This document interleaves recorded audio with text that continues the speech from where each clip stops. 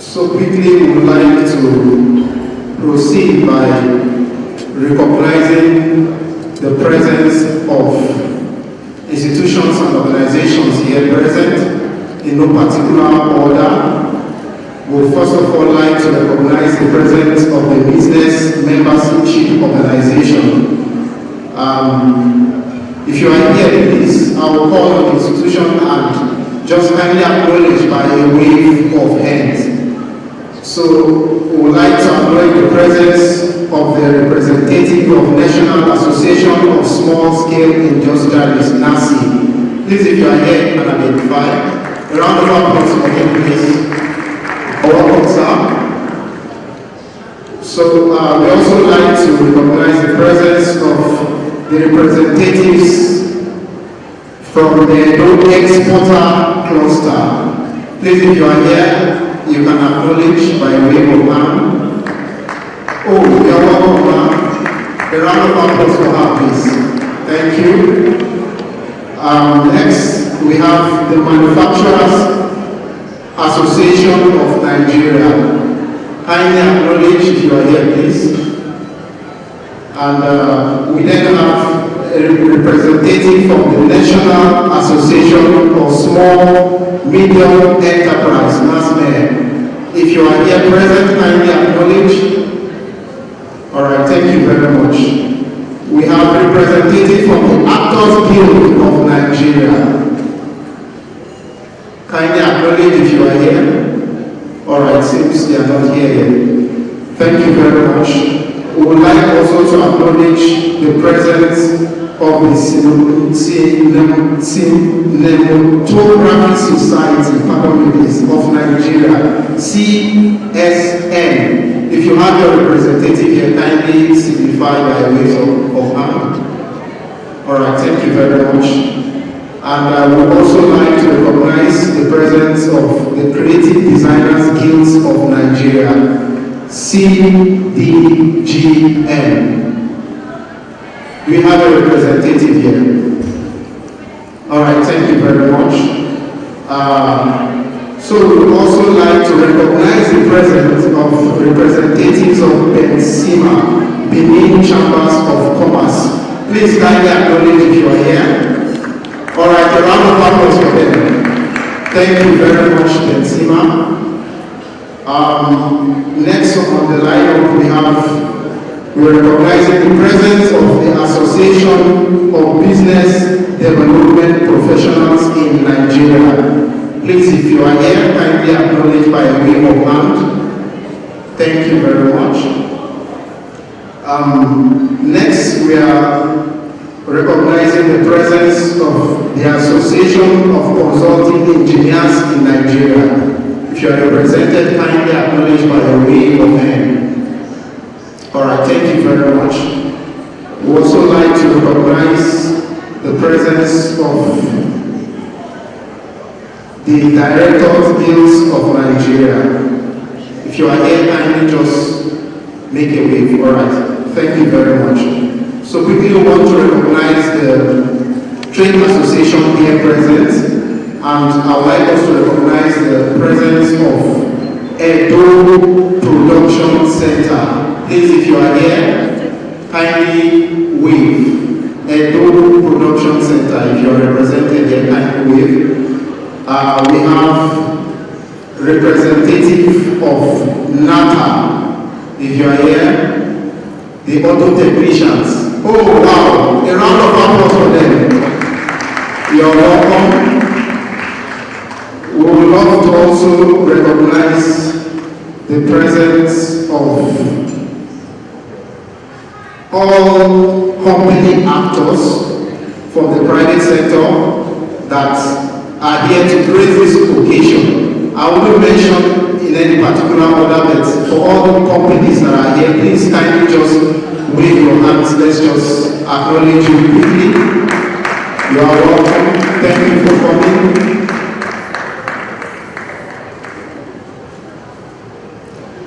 We also like to recognize the presence of the representative of the North China Construction Company. Please, if you are here, kindly wave your hand. You are welcome, sir.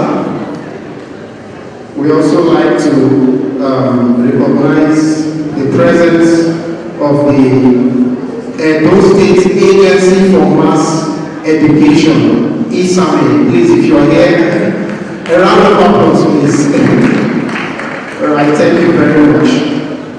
In that order, I would also like to recognize the presence of the Edo State Polytechnic representative. I think I saw the rector earlier.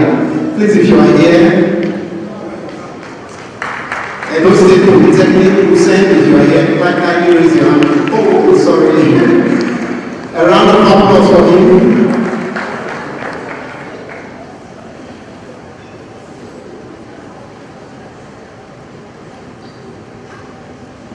We also like to recognize the presence of representative of Ambrose Ali University in Oman. Please, if you are here, kindly acknowledge by a wave of hand. Okay, since you are not here yet. We also like to recognize the presence of the Edo State College of Education. Please, representatives from Edo State College of Education. A round of applause for them, please. Thank you very much. We also want to recognize the presence of representatives from Edo State College of Agriculture in Guaraki. Please, if you are here, all right, you are welcome. Thank you very much.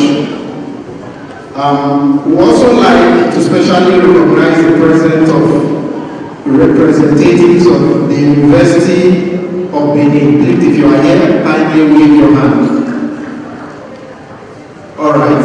Oh, a round of applause for him, sir. All right, thank you very much. We also like to recognize the presence of the Edo Communications Office. A round of applause for them. Please, if you are here, kindly wave your hand. Oh, please, a round of applause for her. All right, so thank you very much. Invited guests, ladies and gentlemen, you're welcome once again. Okay, all right.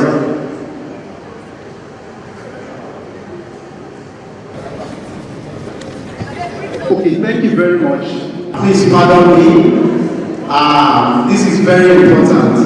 Please, it's an honor also for me to recognize our chiefs and the traditional rulers that are here present to grace this occasion. Please, can we give them a round of applause?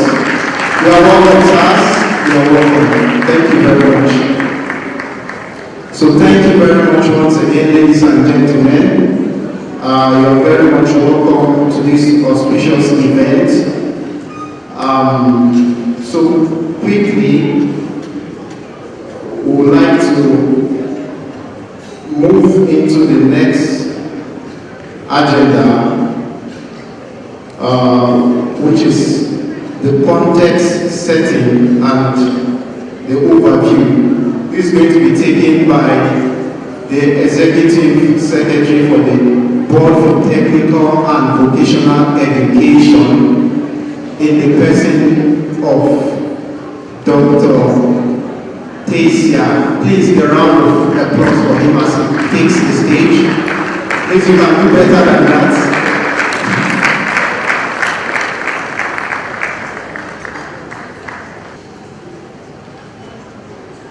Thank you very much. Good morning, ladies and gentlemen. It's very exciting, super exciting to see this day happen. We have been missing this day for months, and here we are. with all of you, notable private sector and public sector actors seated here and ushering in the Edo State Technical Talent Development Policy, and also, in addition to that, launching the Edo State work-based program in terms of apprenticeships and traineeships. I think we should clap to that.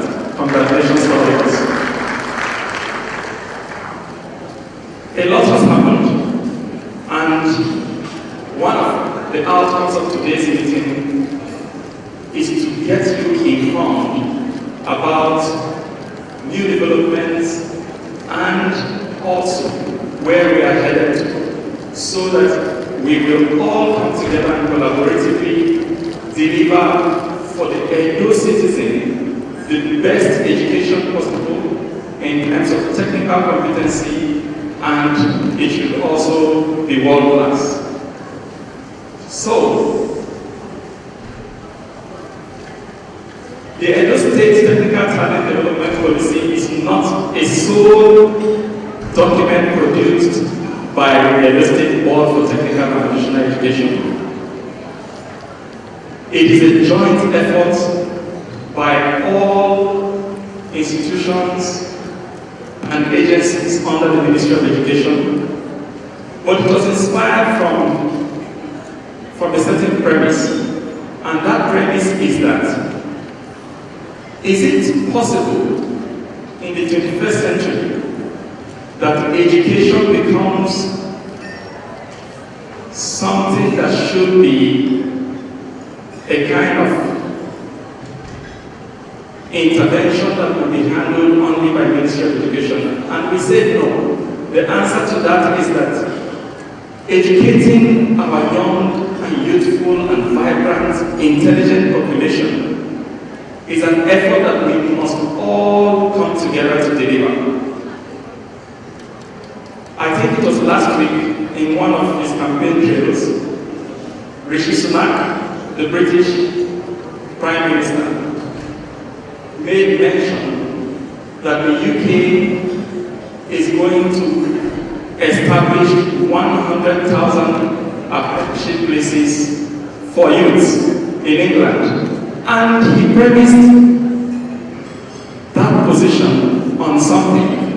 He said, some degrees are failing young people already. People have studied for degrees, and according to him in the UK, 1 out of every 5 graduates in the UK have their degree failing. They shouldn't have studied it after all. Secondly, he said 1 out of every 3 UK university graduates is employed in non-graduate work. So what was the need for a degree in the first instance? And if we juxtapose that by our own reality here, you would agree with me that our own indices will be worse, isn't it? I didn't hear. Okay, now that you agreed, it means we have come to a common position that to deliver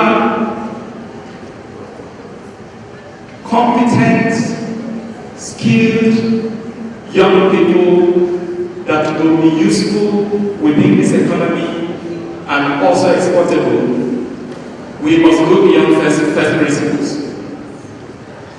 And what do I mean by these first principles? First principle is that, okay, go ahead, build more technical colleges, build more schools, recruit more teachers, deploy more resources to ensure learning happens. You will agree with me that as much as that is desired, it's not sustainable again. The demand for skills development outmatches what the school system can provide. So it means that you and I must evolve a new innovative way to ensure that this is done. And what we have done with the Edo State Technical Talent Development Policy is to outline that pathway, that process, that we will collaborate with you, the private sector, and across government to ensure that we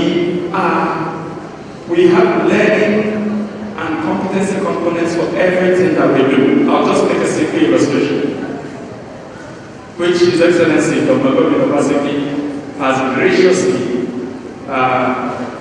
approved. We have Ministry for Road and Bridges, and we're building roads. We have construction sites. Within every construction site, there will be a learning and competency component.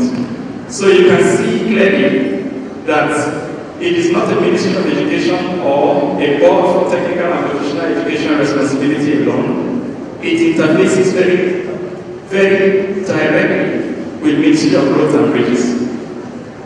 But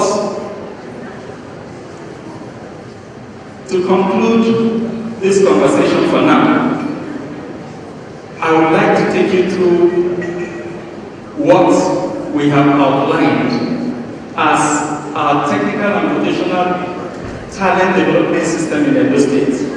So at the heart of it is technical competency and academic learning. So we're not compromising academic learning and substituting it to technical competency, because both are Siamese twins and they have to go hand in hand. But you can see around it, across at the top there in red, we have our school-based pathway through technical colleges. And down there we have our work-based pathway, which is one of the things we're going to launch today, through apprenticeships and traineeships. These apprenticeships and traineeships are, if you may call it that way, internship positions within existing companies. So young people will be attached to companies, they will be learning hands-on and it's experiential. But if you look at the left and the right, we identify certain cross-cutting interventions that are necessary. If we must have a robust technical and vocational educational system, these things have to come also alongside. Continuing professional development for teachers. So, still with you, we want to establish a technical teacher development program that will create an exchange position between industry and the classroom. We are establishing digital resource hubs in every technical college. Technical college will also host a digital resource hub where young people can take up on ICT, innovation training, and also professional certification. And also this facility is available to the community, not just students enrolled in the technical college. We also are going to have agribusiness hubs where we are going to encourage greenhouse farming and hydroponics. These are very new modern technologies in agriculture. We want to stimulate community development through the schools that are present within those locations. At the other end, we have continuous private sector engagement. So at the heart of all this is you, ladies and gentlemen. We also concede that there should be a competency assessment hub where there is continuous assessment of competency and recognition of that learning. And lastly, there is an enterprise. There is an enterprise development hub where our technical college workshops are not just going to be demonstration grounds. They will be production sites too. So, our technical college will take up jobs from the community and deliver them for profit. I think we should add to that. Thank you very much. Lastly, why are we doing this? Why should we be bothered about technical talent development? I'll tell you why, and I know that a lot of us here have also recognized that need. When you look around social media these days, we hear a lot of, this morning I woke up to a whole lot of, there is a new German call technical skills to Germany, isn't it? We have had the Canadians do theirs. The British have a special visa for skilled people. All across Europe and Americas, we have seen a great demand for skilled technical talent. Skilled technical talent. Now let's leave those guys out there. Let's even come in here. Any of you is currently building any house would agree with me that you will see that those doing your roof finishing, your floor finishes, your wall finishes are either Togolese or Benin. True or false? Okay, I didn't hear it sound. Am I the only one noticing that? President Benzema, do you have enough competent people to serve you in your organized private sector community? I know that is a far cry. It means all of us operating businesses have this common problem. Competent hands to run your business is a major challenge. So we said, how do we make sure that we develop continuously useful technical talent that will serve us? And because they love this talent abroad so much, perhaps we could export some. The relationship between people in diaspora and the benefits for Nigeria cannot be overemphasized. We are very clear about it. So, in essence, by this Edo State Technical Talent Development Policy, we are determined, with all the support we need, given by His Excellency Dr. Bob University and the Honorable Commissioner for Education, Dr. John Obiawe, we have been given the impetus to work with you to ensure that Edo State becomes the choice destination for sourcing of technical talent across Nigeria and across the world. So put your hands together for ourselves as a sign that we have all agreed that we are going to walk this talk. Thank you very much for having me. Please, can we give another round of applause for our Executive Secretary for setting the context? Another round of applause for him, please. All right, thank you very much, sir. We would still like to, we realize we actually didn't recognize the presence of some certain institutions that were seated, so we would like to recognize their presence. And I have here the representatives of civil society organization. Please, if you are from a civil society organization, kindly acknowledge by waving your hands, please. All right, please, a round of applause. I can see 2 hands. All right, thank you very much. Okay, you're welcome. We also like to recognize the development organizations here present, including GIZ. A round of applause, please. Please, a round of applause. Thank you very much. We also like to recognize especially our students that are here for special assignments. Please, a round of applause for our students that are seated right behind. Students, can you hear us? All right, please clap for yourselves.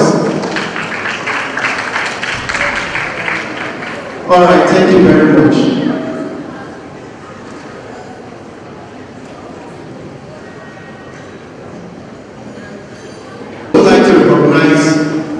The persons with special needs that are here in our midst. Please kindly wave your hands as we recognize you.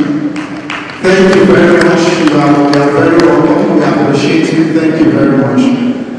So quickly we'll be calling on our students. You know, I told us that they have a special assignment to deliver this morning. So please, a round of applause for the students as they come for their renditions. Thank you very much.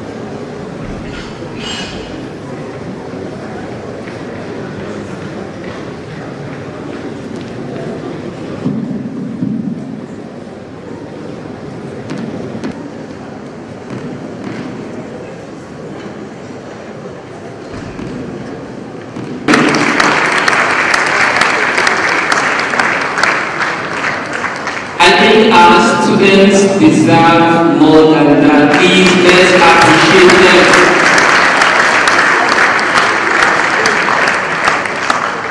Thank you.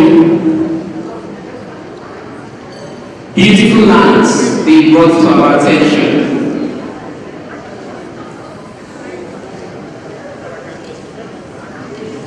Yes, so while we were on, we had some other dignitaries that walked in, and then we would like to recognize them. Ladies and gentlemen, we would like to recognize the presence of representatives of Edo State College of Nursing Science. If you are here in the hall, can you please wave your hands? Let's recognize you. A round of applause for them. You are welcome. We would also like to recognize representatives of Edo State College of Health Science and Technology. If you are here, thank you, thank you. Let's give them a round of applause.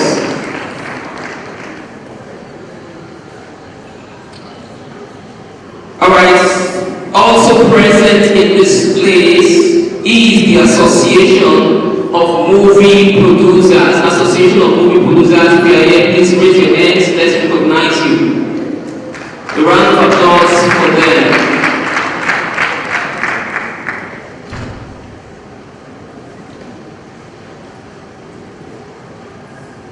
We also have the Joint National Association of Persons with Disability. Yes, please identify yourself. A round of applause for them. Thank you.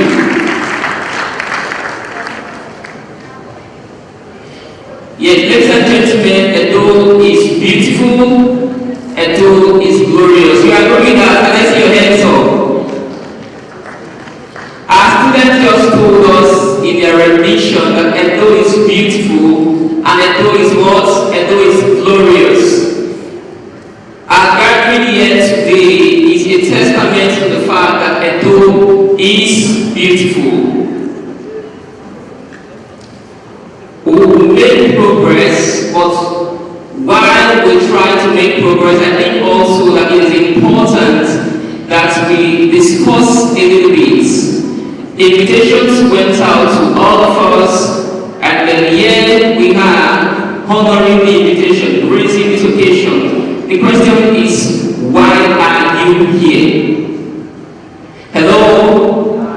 Yes, the Executive Secretary of the Tibet Board have come out to provide the context setting, but it is important also to hear from you seated in the hall, why are you here? So I'll just go around. We'll just hear from 1, 2, 3 persons as the case may be. Why are you here?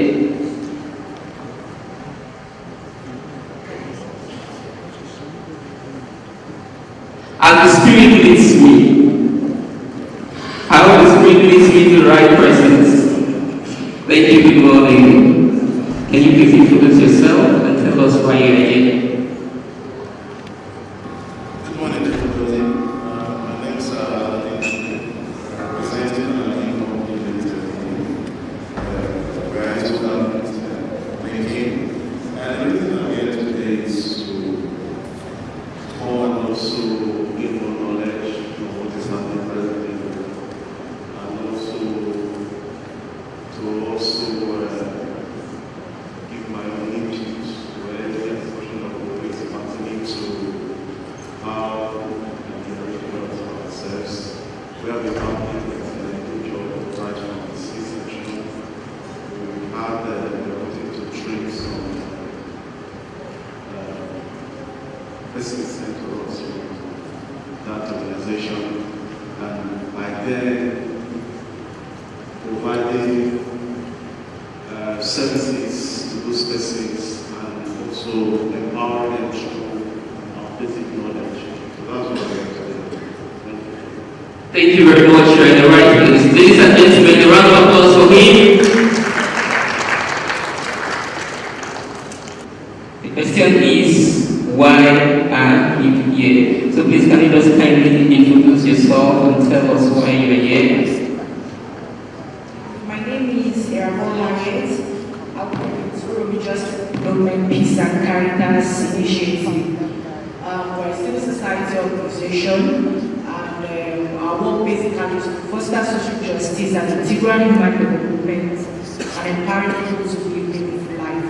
I think I'm here to get more acquainted with the technical talent development scheme, and to also see how my organization can key into it in reaching out to our target population. Thank you. A round of applause for Anna. Why are you here? My name is Gary Oswald, the chairman of Agri Machine Equipment Fabricators Association of Nigeria State Chapter. I'm here to also know and update myself the current needs of the state, the private sector, and the way forward for indigenous technological development and ways we can contribute to it. Believing that all things are possible if we believe, and not just believing that we believe in ourselves, that we can actually achieve our goals if we work hard. And in terms of technology, we can actually develop our society and create industries, factories, and get people employed if we can employ our indigenous technology in terms of engineering, making of machines that is required for industrial development, especially in the agro-processing area. That's what we do. Thank you very much. Alright, I move towards the back of the hall. I want to believe that we are together. And tell us briefly why you're here. My name is Mr. Moses M. Umoru. I'm here on behalf of the Nigeria Association of Refrigerators and Air Conditioner Practitioners. We've been partnering with the state government since the inception, and by the grace of God, we are here we've been training the younger ones that are coming, which came through the Edo Jobs too. And by the grace of God, we are here to also ignite ourselves with the new technology today. Thank you. Thank you very much. A round of applause for him, please. People are here for the right purpose. Very obvious, very evident. Yes, the spirit says that you stop here. Good morning, sir. Yes, kindly introduce yourself and tell us why you're here. My name is Benito Augustine, Principal, Afuse Technical College. We are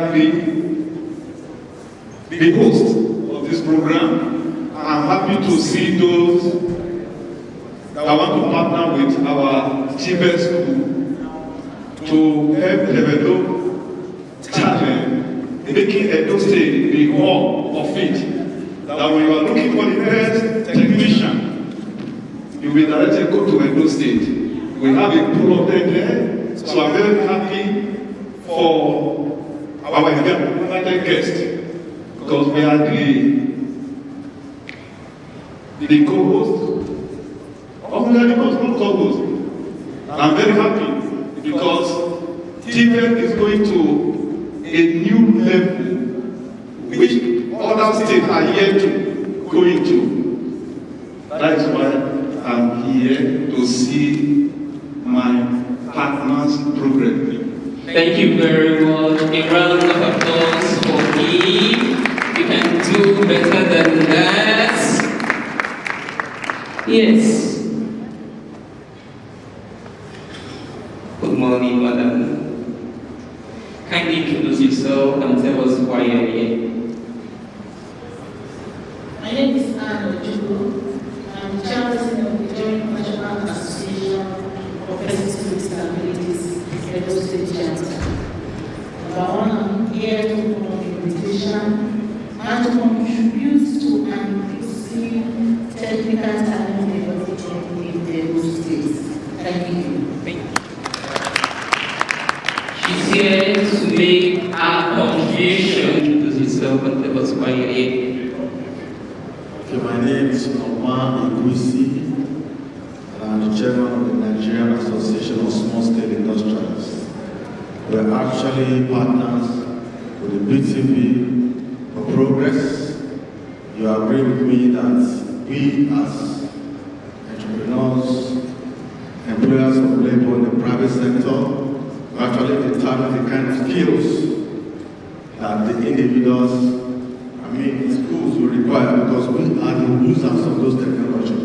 So I'm here to lend my own voice as to the kind of skills we require today. The future of work is changing. The skills required today for work is changing. And we need to communicate those requirements and see how we can bridge that gap. Thank you. Thank you very much. The future of work is changing. We need to communicate. We need to collaborate to see how we can bridge existing gaps. Thank you. A round of applause for him, ladies and gentlemen. Now, coming from behind the monitor. And introduce yourself and tell us why you're here. Good morning. My name is Dr. Saliba Sapiga, the CEO of Continental Construction Nigeria Limited. We've been invited as a company and take I'm joining as one of the panelists. So I like what I'm seeing. I've listened to the executive secretary, the broad set out of what the government wants to achieve. I think it's a very valuable project. As a company, we are partners with the state government and we want to support the state government also to make sure that this is a new success and is sustainable. Thank you. Thank you very much. Thank you very much. Okay. I also want to point out that one of the things we are doing is to help Edo State to improve the present technical schools, like the Benin Technical School. We are currently upgrading that school, and actually that is a very good move by the government. We'll be happy to take on some of your students to give them practical knowledge. So we are currently renovating, upgrading, and redesigning the Edo Technical College. And I hope we partner with the state government to do more of that within the state. Thank you. I appreciate your attention. A round of applause for non-China Control Company. Thank you very much. Yes, I will stop here for now. So please, your name and why you're here. I'm Henry Littens. I'm working with Bristol PLC. I'm here today because we're already working with different partners and institutions on this exact topic. So both on the agri side, the Edo State College of Agriculture, and the Edo State on program, and then on the technical side as well, we're in discussions. So I'm here to see now how this fits into the big policy and what further can be done so that we can both benefit and contribute to these programs. Thank you. Thank you very much. Ladies and gentlemen, a round of applause for everyone. And I think that the Board for Technical and Vocational Education and Training deserves a bigger round of applause. Let's give them a bigger round of applause. We have targeted the right audience, and we are very certain that we'll have great results coming out of this place today. May I invite my co-moderator, Benedict, to continue. Thank you very much, Nathaniel. Please, a round of applause for yourself. Thank you very much. So quickly, we also like to recognize the presence of those that came in while the program was going on. And firstly, we have Association of Movie Producers. Please, if you are here, kindly recognized by, acknowledged by the wave of hands. A round of applause for them, please. Thank you very much. We also like to recognize the presence of the National Youth Council of Nigeria, Edo State. Please, if you are here, the youth, kindly raise your hand. A round of applause for the youth. Thank you very much. We also like to recognize the presence of the Edo State Association of Welders. If you are here, kindly raise your hands. Thank you very much.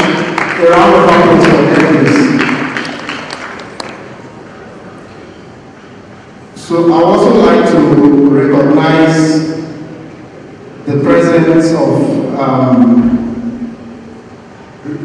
National Business and Technical Education Board, NABTEC, represented by the state officer, NABTEC, Edo State, Mrs. Bose Ikedua. Please, a round of applause for her.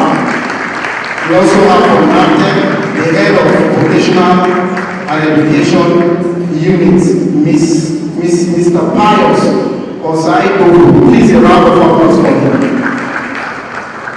Also, I'd like to recognize the presence of Engineer Balogun Stephen from NABTEC, the National Skills Qualification Unit, from National Skills Qualification Unit. Please, a round of applause for him.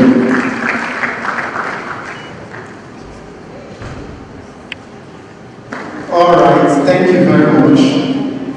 We also like to recognize the presence of the Yongzing Steel Company. Please, if you are here, kindly wave. Oh, thank you very much. You're welcome.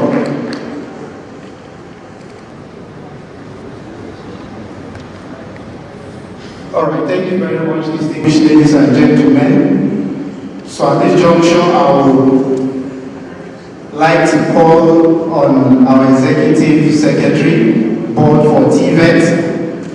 You and I, we agree that this is the right time for him to come up. So please, the stage is yours, sir. Thank you very much. Thank you very much, ladies and gentlemen. Please join me to rise and make welcome the Honorable Commissioner for Education.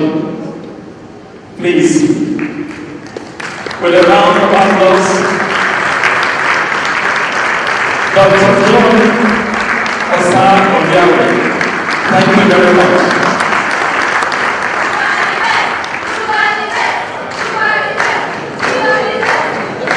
Your children are here.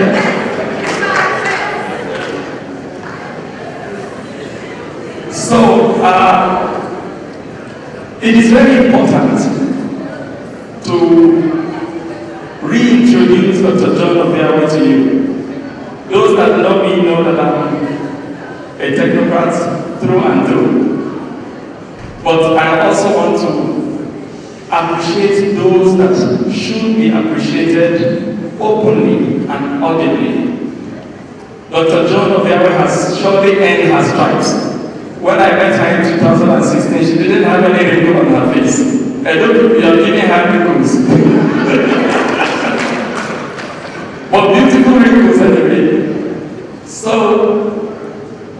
as we're finishing this tenure strongly, we must acknowledge people that have passionately given their all. Dr. John Obiawe is one of those people that have passionately given their all. You may not like her methods, but she's achieving results, and those stripes she has earned. Please put your hands in the air for her. Welcome, Honorable Commissioner. I don't know if you're ready to come up and welcome your guest. She's our chief host, and please, as she comes up to the podium, let us usher her on again with a resounding round of applause. Wonderful woman, wonderful professional, beautiful through and through.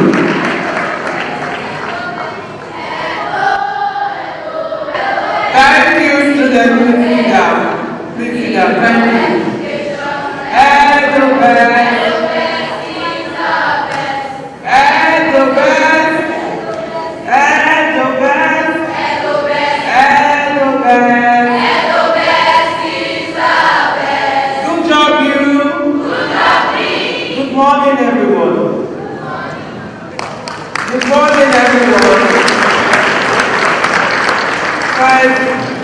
Let me apologize for being late. It's not my nature, so I feel a bit uncomfortable coming in late.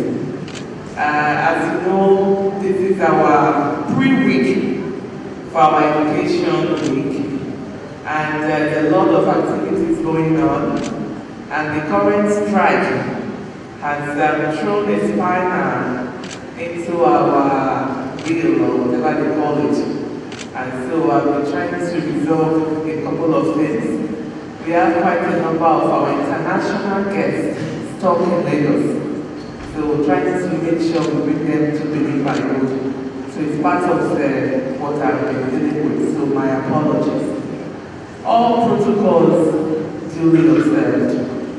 I want to start by congratulating our board of events, ably led by our Executive Secretary, Dr. Tessier. I can't thank you people enough, particularly Dr. Tessier, the leadership and direction and purpose that you have brought to the board. Technical education is very important to His Excellency Governor Godwin Obaseki.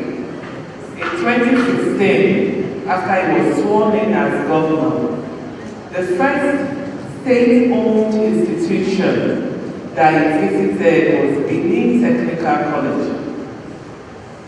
So technical education is that important to the governor.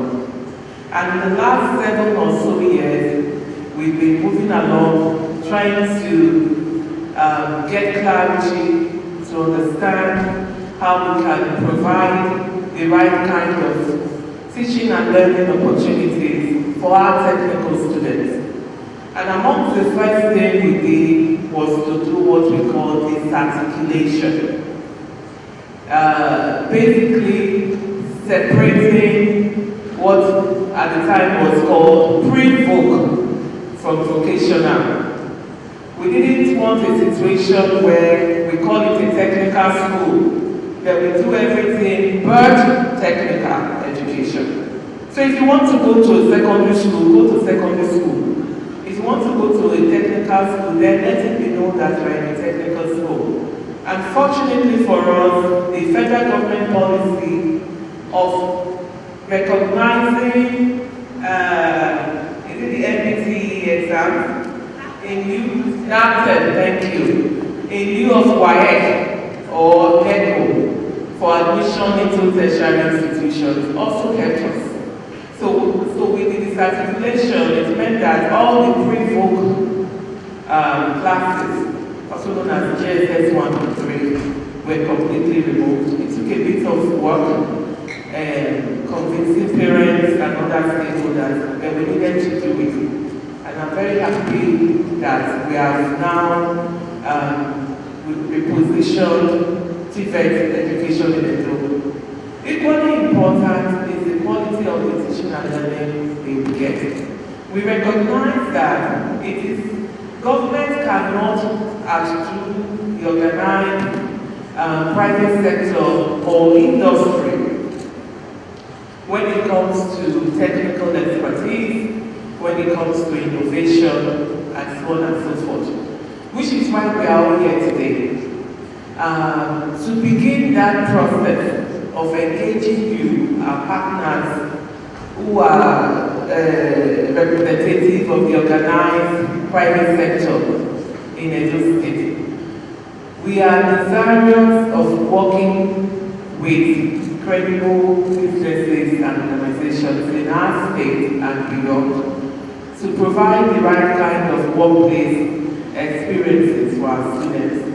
We have looked at TVET done in other countries around the world, and the common feature that we see other countries is the fact that it is industry that really does the training, not government. And so we want to follow that global best practice.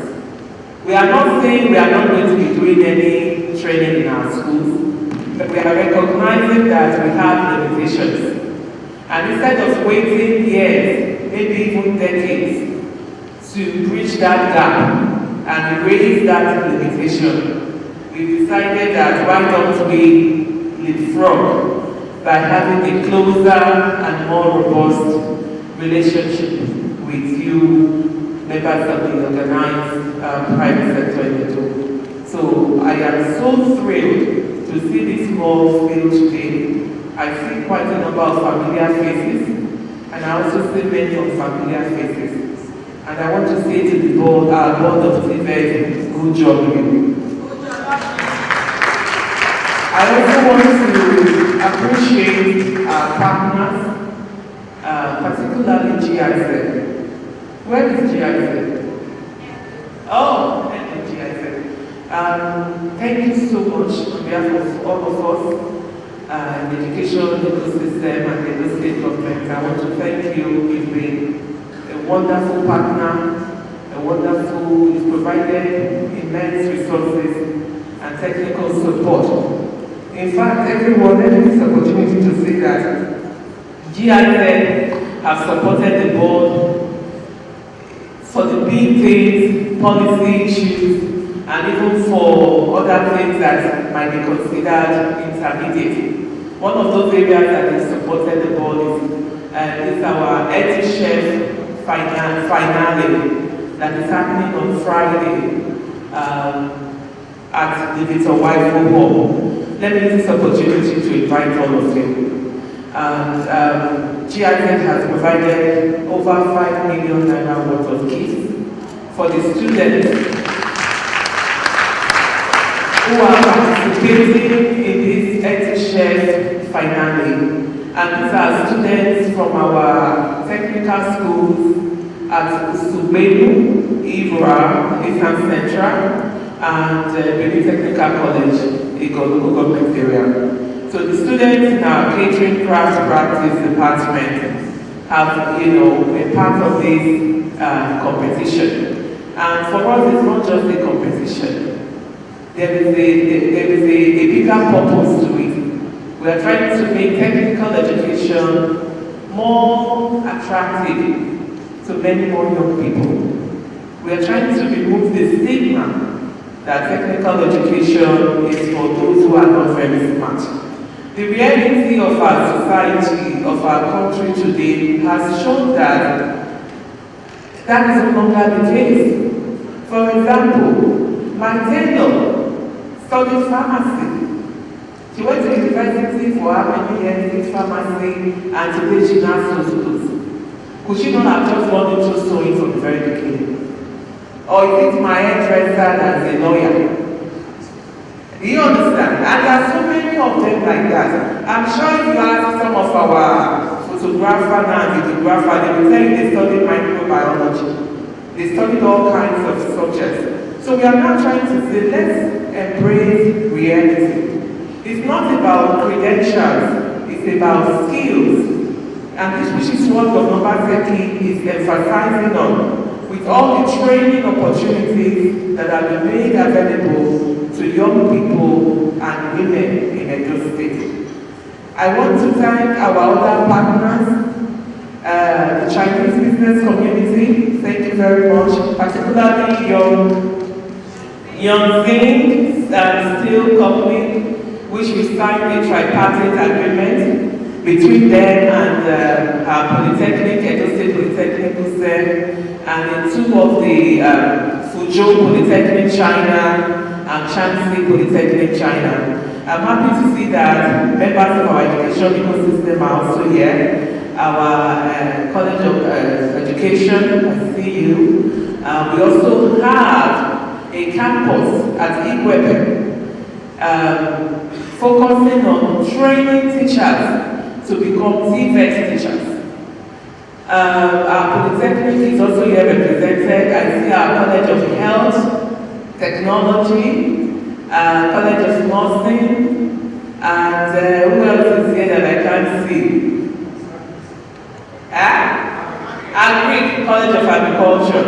So it's all intertwined. So even though these students are going to different schools, when they graduate, they can go to Polytechnic, they can go to a College of Education, they can go to our universities.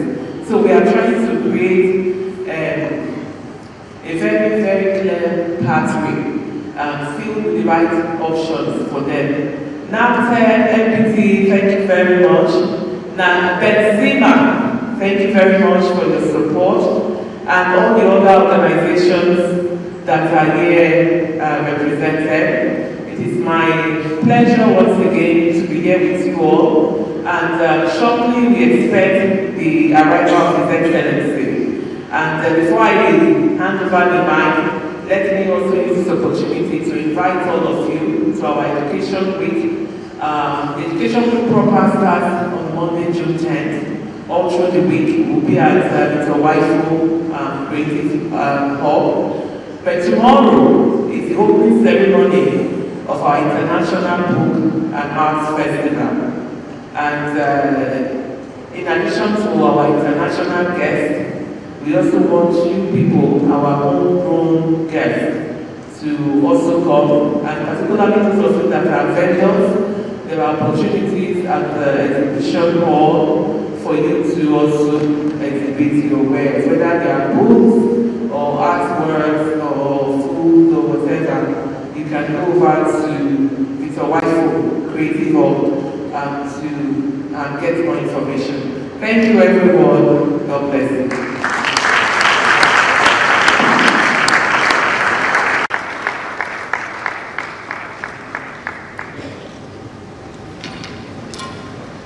Please, another round of applause for our Honorable Commissioner.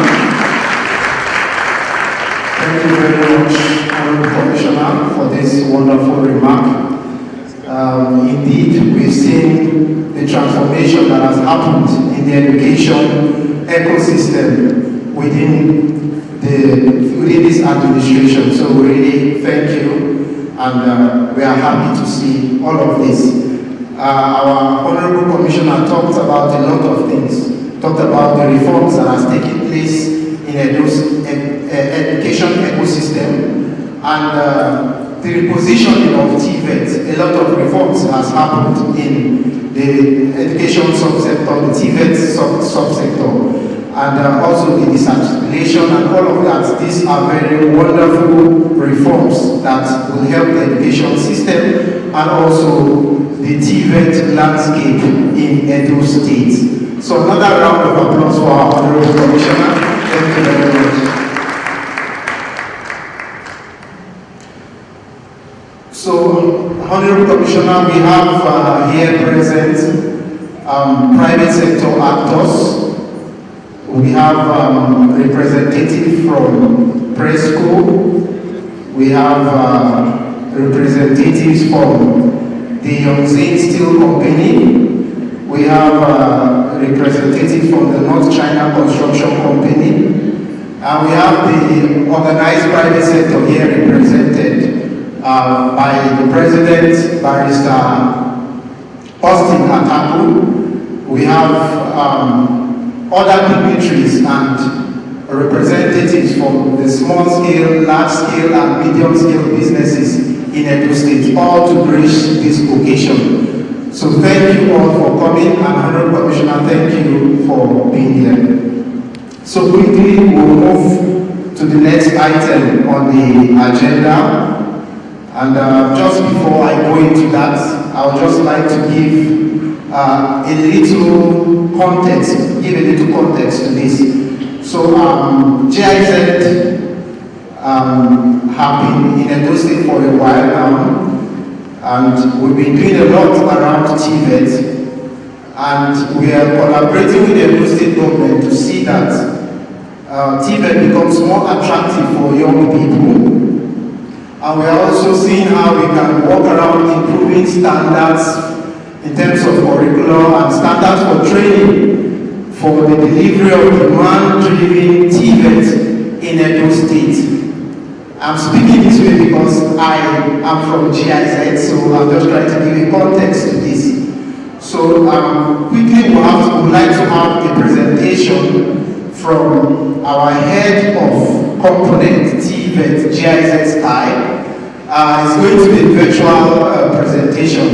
She couldn't be here because the airports were locked yesterday. So please, it's going to be a virtual presentation. So she's going to be taking us through around the topics: demand-driven and competency-based programs, the benefit of private sector involvement. I believe that's why we are here, to see how we can chart a course for strengthening collaboration between the private sector and the public sector in TVET. So, media, are you ready? It's a great pleasure for me. Thanks for your attention, and thanks to my colleagues who contributed to the presentation and the organization of today's lunch. Next slide. The content of my presentation is structured in 6 parts. In the first part, I intend to create a common understanding of TVET, the relevant stakeholders, and its mechanism. After the short introduction, I'd like to take you on an excursion abroad, specifically to the 4 countries where Dualvet as a system is successfully and since many years implemented: Germany, Austria, Switzerland, and Liechtenstein. I will present briefly the main pillars: the solid Dualvet system, the characteristics, and the success factors. From Europe back to Edo State, we have a joint look to the phase of reflection and to one of the outcomes that we launched today, the Edo State Technical Talent Policy. In my presentation, I will then show the variety of models and approaches of TVET and present how the various stakeholders in Edo State will benefit of involving the private sector in the TVET system. We will then leave Edo State, and I will give a brief insight into countries in Africa that reform their TVET system, and also work in collaboration with implementers who are mandated to support the governments and who are financed by Germany and Switzerland. Finally, I will end with a short overview of the output of Sky and the potential areas of support in Edo State. Next slide, please. As mentioned before, this very first part intends to emphasize the importance of the common understanding. Competencies and stakeholders, supply and demand in TVET. The title of the slide reflects the interdependence of supply and demand in the context of TVET. A strong economy has a functioning labor market. A functioning labor market means that employees are suitably qualified to perform the necessary work and are worth the money their employers pay for them. So good workers have relevant skills, knowledge, and appropriate attitudes for work and life in general. The world of education and the world of work, the local society, culture, politics, all of them have different preferences, potential, and expectations. It is now a matter of determining in an acquisition process who is responsible for which content to meet demand in the best possible way. As mentioned, we will have a brief excursion to the dual vocational training. Dualvet has a long tradition in Germany, Liechtenstein, Austria, and Switzerland. Thanks to the practical and labor market relevant training courses, young people from dual systems are particularly successful in entering into the world of work. Dualvet is therefore seen as an important reason for the low youth unemployment in these countries. In the past, attempts have been made to introduce and develop dual systems in other countries and other contexts, without a corresponding tradition. Today, there is a broad consensus that the dual TVET system cannot be transferred as a complete system.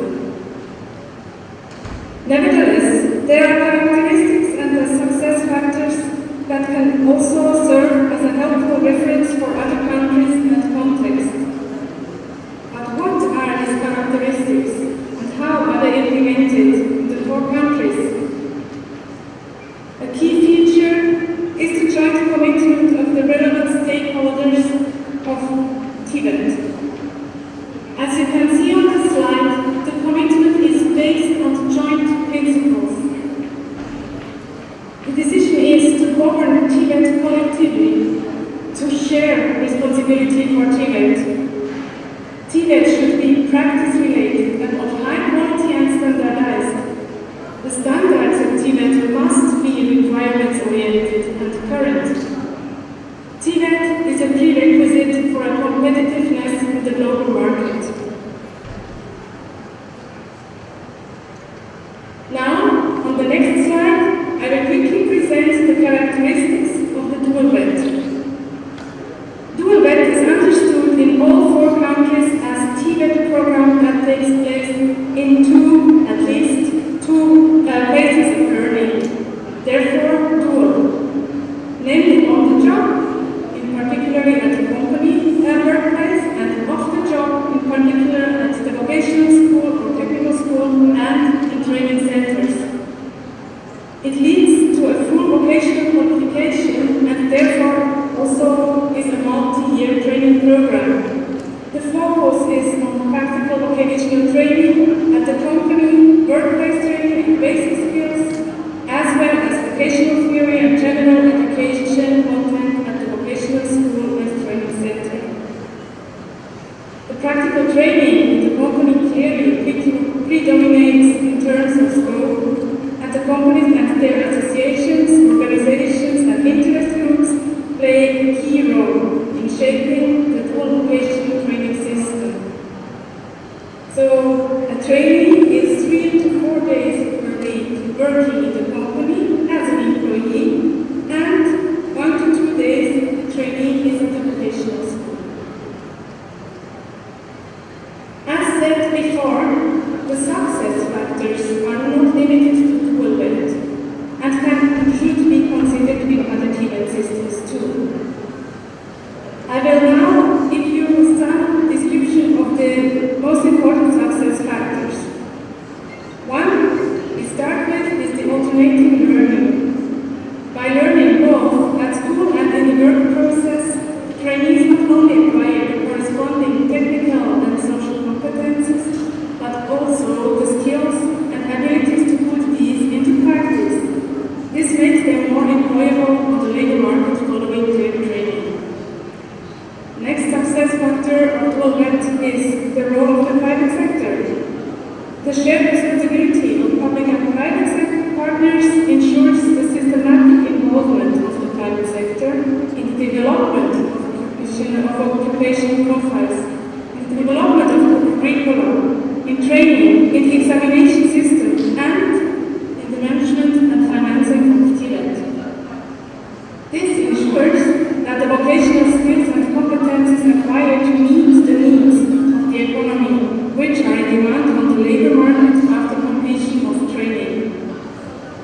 The companies themselves decide how many and which people are trained for which profession, and that not only meets the needs of the economy in terms of content, but also in terms of quantity. As a next, please go back with the slide. As a next success factor, we have the social recognition of the standards. The social recognition of dual VAT and its qualifications is an important element for its attractiveness and success. It is closely linked to the quality and opportunities for further training. This in turn requires a Tibet system that allows a high degree of flexibility despite standardization. Only in this way can training be adapted to economic developments and the system can be further developed. A next success factor, qualification of training institutions and personnel. Training institutions that are efficient in terms of personnel, technology and organization as well, and well-trained vocational training staff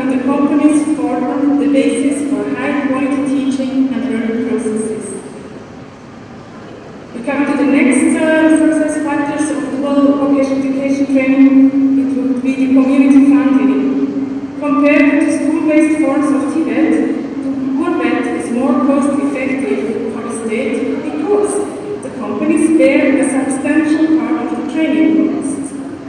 At the same time, many companies also benefit financially from the training, in some sectors even during the training, through a relatively long initial training period, otherwise afterwards through the availability of qualified junior staff. The last success factor is the broad target focus. A well-functioning, mature vocational training system covers the following target dimensions, 3 of them. Economic goals, productivity, competitiveness, and quality. The second, social objectives, education and social integration. And last but not least, individual goals, work and income for each of them, mobility, personal development, and career. Next slide, please. Now, we have a look to Edo State and its context. As said before, dual vet systems are not supposed to be transferred to other countries and contexts. One of the reasons for this is that education systems are always anchored in their respective contexts and have grown historically.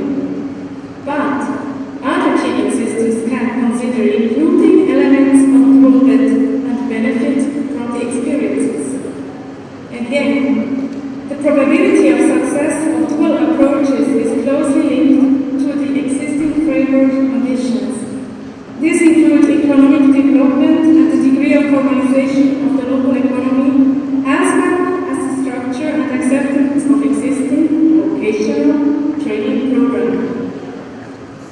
Edo State has identified the need for human capital development in the state and made Tibet and employment promotion one of the top priorities. Edo has been working intensively on the question of how to prevent youth unemployment and strengthen the economy as a whole. Edo recognized that the needs of the industry must be aligned with education and training provision. Accordingly, the policy states clearly that vocational education and training programs have to be demand-driven and competency-based. Now, let us see how the Tibet system in Edo can be described. The terminology to describe Tibet systems is not uniform. Similar systems may go under different names, and similar names may be used for different systems. Therefore, the types of Tibet systems need to be classified and the terminology explained.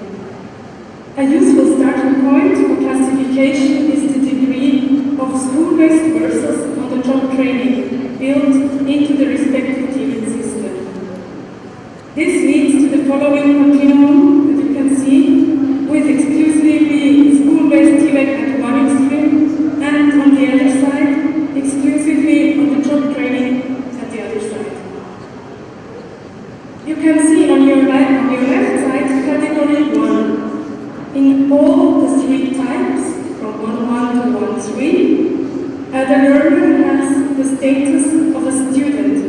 The curriculum and qualification are defined by public authorities, and the Tibet school or the Tibet center is responsible for implementing it and determining the type of learning and for assessment. The next category, the 2 dark orange ones, are the ones where the responsibility is shared between the private and the public sector, the dual vet, as I referred before. On your right side, you have the category 3, where the apprentice learns in an informal context side by side with a master craftsman, and the apprenticeship lasts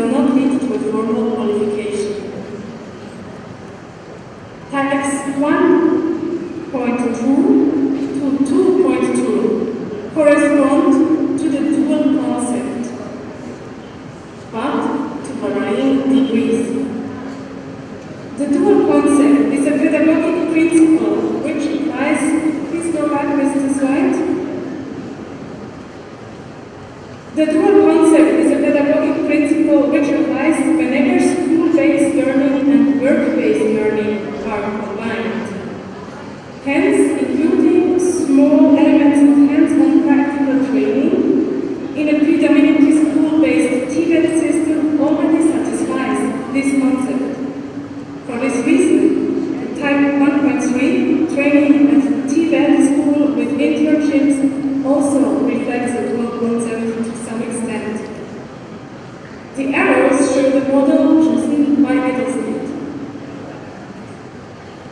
Now, what is the benefit for EDO to involve the private sector, which includes the Chamber of Commerce, business associations and trade unions, employers and sector skills councils? Let me show how the main stakeholders benefit in different ways with the next slide, please. Youth have a higher mobility, they have recognized certificates, higher employability, personal growth through real work experience because they are learning by learning. TVET institutions have the benefit as the closeness to the actual demand of the labor market is there, the more relevant programs are offered. Further education updates for incoming trainers and teachers are given. And for the private sector itself, the benefits are already happening to bring and/or after the TVET, securing skilled workers for the future and the boosting in productivity and others. For the government, more attractive and relevant education offered for the public is given, more productivity and higher tax revenue should result, less costly in the long run.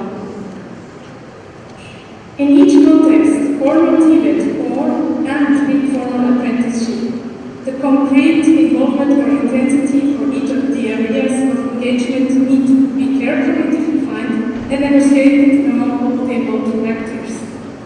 This process requires mutual trust and time, which often needs to be built in a continuous dialogue, as yesterday's PPP. At the same time, such an approach must be well embedded in the local context with a high level of ownership by all stakeholders. Next slide, please. I would like us now to have a look to other countries and other contexts. We start to have a look to Kenya, where the dual vet started to be implemented for some trades. The duality of the learning within school and school is indispensable for dual vet and training. And dual vet is a collaborative endeavor and needs funds. Without associations, dual vet will not work in the long term. And as we all know, in many countries, however, the level of organization in the private sector is low, and associations are big. So now, in the sample of Kenya and in other countries, a start might be done by forming informal clusters. In Kenya, across the trades of plumbing and electricians that are implemented as dual vet, and the related private sector is very strongly involved. As you can see, the involvement of the companies is key in defining the skills that apprentices need to acquire, providing them with the opportunity to put into practice what they have learned. But again, rather than importing the dual vet system, better foster qualification that also promotes personal development and social competence, and in addition to focusing on skills knowledge, also includes professional socialization. Next slide, please. Where we now heard from Kenya, who is reforming the TVET system and is developing with dual vet. We here have a look to Ghana, who is now working on the transformation of its own TVET system and aligns its offers with labor market needs. Key is here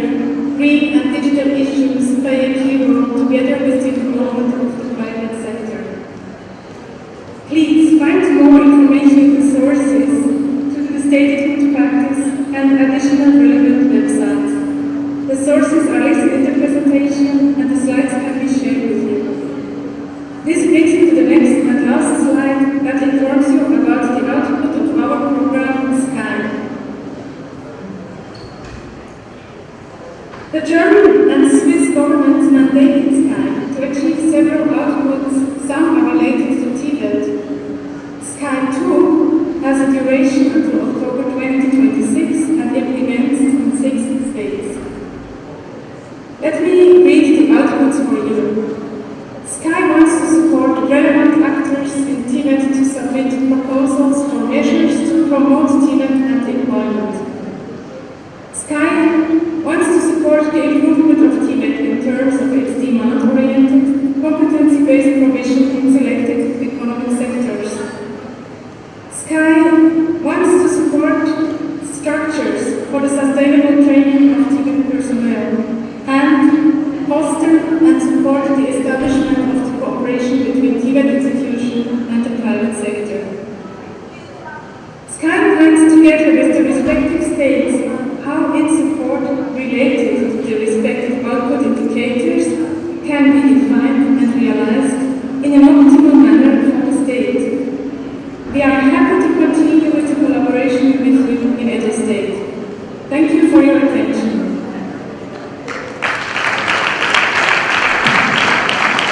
Isaac Sky, the head of component TVET.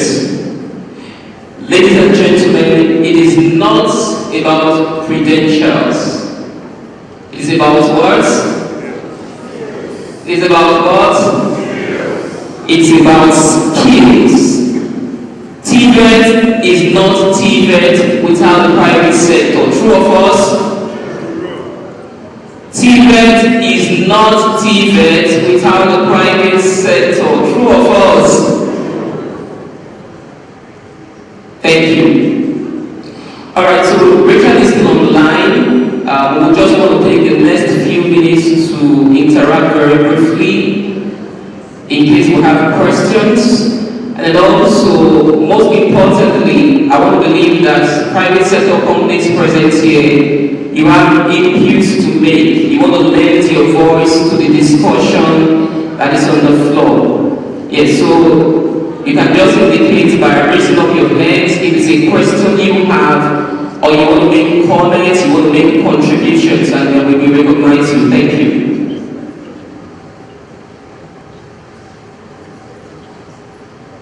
Questions? Thank you very much. Like Executive Secretary earlier stated, for the now, this is what the world is talking about. And as a country and as a state, we cannot be left out. And that is why those State is taking the lead in car talent development, because we intend to make those State the home of technical talents. And the very first step to getting this realized is bringing a platform where the industry, academics, and other stakeholders will interact so that everybody will come to a point that this is what we need, and we identify how to go about it, which is one of the primary purposes for which we are gathered here today. And to make this very easy for everybody, a policy has been put in place for which both the academics, the industries can anchor and serve as a guide for us to run with without encountering so many difficulties that serve as limitations. So we gathering here today is a very first step to realizing this vision. Thank you. Edo is Tibet, is not Tibet without the private sector. I will have the private sector present here today. Thank you very much. My name is Peter Obaseki. I'm the chairman of Edo Micro, Small and Medium Scale Enterprises Funds within Edo State Skills Development Agency. In that role, I am very, very interested in the work of Tibet. And and the Honorable Commissioner for Education has also given me some informal opportunity to look at what has been going on with TVET. I believe a lot in youth transformation, and I believe that the way to transform youth and deal with wide-scale unemployment is to balance formal education, which is knowledge-seeking, with skills development, and also to realize that there is acute shortage of skills development. I totally appreciate what His Excellency Governor Obaseki has started in this area. It's a major gap recognition, and I believe that it will take multi-stakeholders approach to close the gap. So well done. I also appreciate that the scheme is both formal and informal. The formal channel is very clear. After your first 9 years of education, you can go into a technical school or a regular secondary school. However, the Mastercraft program, appeals very much to me because we have Mastercrafts men who are becoming very few. You have furniture makers, you have mechanics, and the rest of them who are not necessarily in the formal sector, and we can tap into them to train very rapidly, including training illiterates in the various communities and in the rural areas. So I'm looking forward to seeing a very balance between the formal channel, which will address the future, and then present problems with illiterate, unskilled members of societies in both urban and rural areas. Thank you very much. Thank you very much. The Commissioner was giving a remark. Please. Yes, I want Dr. Brighton's or Dr. Bright Oyemoyi to lend his voice to the conversation that is on the table. TVET, the way to go.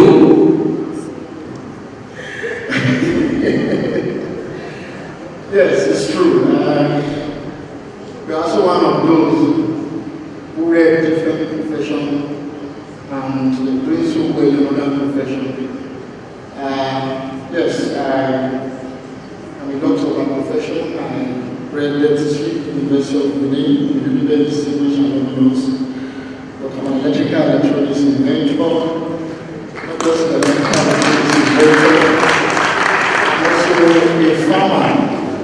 I'm also a farmer, so I have industrial farms.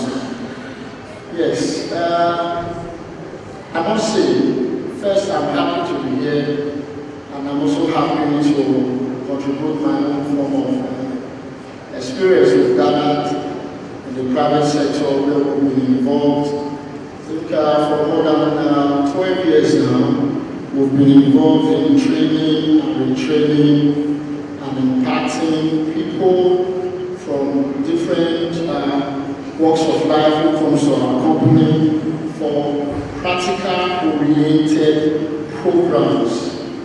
We discovered that we have a lot of lacuna now in the university formal system of training here.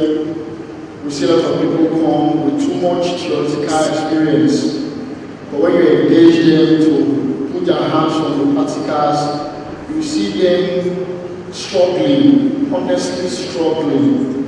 And in trying to bridge that gap, we discovered that one of the reasons we'll be part of TVET is because it will create an opportunity where trainees will be imparted on people to acquire basic skills, and which I know, looking at the way it is going, is quite impressive. In fact, listening to the speaker who made this PowerPoint presentation, Rachel, I was really impressed to see that we are now trying to do what we call certificate, not certificate. And And I must appreciate the state government for this wonderful, innovative ideas. And I must thank Madam the Commissioner of Education present for bringing this dream to reality. And now we are going to see a situation where people go to technical schools, apart from being able to bring down their voices in formal set of education, they will be able to put that impact where we are now going to see where we can start catching them young, where we can identify people with skills. Because I also suffered from this type of embarrassment because while in secondary school I was involved in building toys. When I build toys, those things I would take them to the day board of ABS Street Fair. This should be in the this is now the board of internal revenue. I build toys in school, take them. When I sell those toys, I don't do locally made. You know, but my parents have to believe that no, you must be a doctor. You cannot be an electrician or an engineer, not in this house. So we find ourselves in medical school, but finally we find our way into God-given talent. We have been able to train a lot of people. I've been involved in also investing outside university with planted training programs, even the University of Benin. Mr. Shomri by now is sent some of their students in the entrepreneurial department in the program to our company to come and do the real hands-on practical skills, which is what a lot of the youth of nowadays are lacking. And everybody blames the government for not being able to employ everybody, which originally is impossible. It's actually impossible for the government to be able to employ every single graduate that comes out of the university yearly. So if the government cannot give you the right collar job, it is your responsibility as an individual to be able to say, if this certificate is not giving me this, then what can I bring to the table? You should be able to have something, a skill you can acquire, a skill you can transmit also to the subsequent generations. And so that's why I am happy to see this drive being driven here.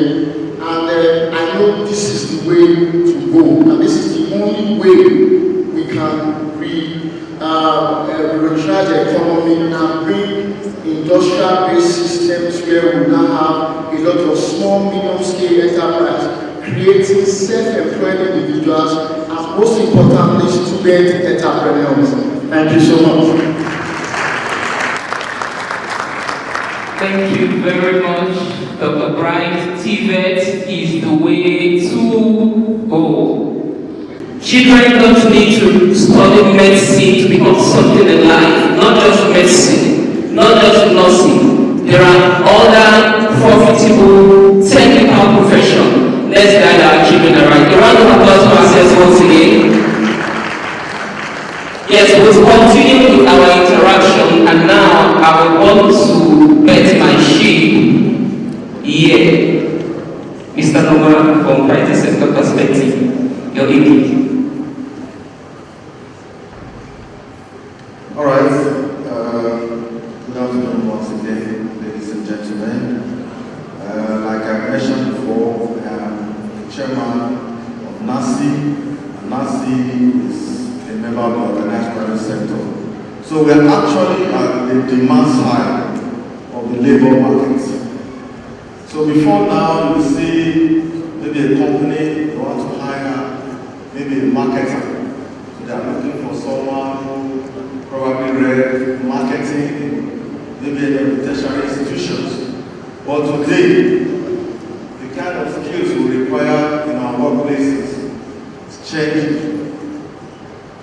So I would rather hire someone who has knowledge in digital marketing rather than just somebody who is a marketer and is ready to sell my products at the local market. I would like to go global, by getting someone who has knowledge of digital marketing to take my product to all the nooks and crannies of this world. People are already looking at smart ways of doing jobs. People are looking at artificial intelligence. How do I make my work easier, faster, and more profitable? So, like I mentioned earlier, nature of work and the demand for labor right now is changing, and there's a wide gap. So I believe that at the end of the deliberation, those gaps will close. Thank you. We have gone past the aspect of picking and disposing waste and not talking of waste recycling plants, which we are already doing in Edo State. But I'm here this morning because of my community. So if we are talking of things like this on the community base, I'm the Vice President of the Edo Development Association, led by Professor Eunice Omozuji. When you look at what we're having in our community, we have free school by virtue of our son, free school at the moment, who brought free school, free feeding, and everything. When you say free, uniform, sandals, everything from beginning to the end. They are trained. Then we have the farming that need the technical hands. We have parks, harbor medicine, the clinic attended by St. Benedict Catholic Church. But we're seeing our children roaming around the street. Many of them have finished from every one, they have no job, they are nothing. So the association, the community association, decided that we should go into vocational and technical education for these persons. That was how we have to approach them at the Federal Secretariat. Eventually, my sister here and Lampton was also discussed with. So what I'm saying in essence is anything we are doing here, let's take it to our community level, not just at this academic level. We have a university at Mujambe University. I'm surprised they are not here now. That deal specifically on technical education. The man tried to set up a degree on technical for welding education, but eventually turned into university, which we are taking advantage of. So in essence, if we don't take this thing to the level of our children, whether illiterate, at the community level, we'll just be at the discussion level like this. Thank you. Thank you. Let's take the discussion beyond this place. Let's take it to the community level. Let's do a lot of sensitization. Let's do a lot of awareness creation around TVET so that people will perceive TVET the way they should perceive it and more people will embrace TVET. Alright, ladies and gentlemen, I would like to come to Okomu PLC. Yes. So what are the opportunities in your organization? We've been talking about TVET, we've been talking about the need to have young people work in companies as part of learning. What are the opportunities for young people in the organizations for training?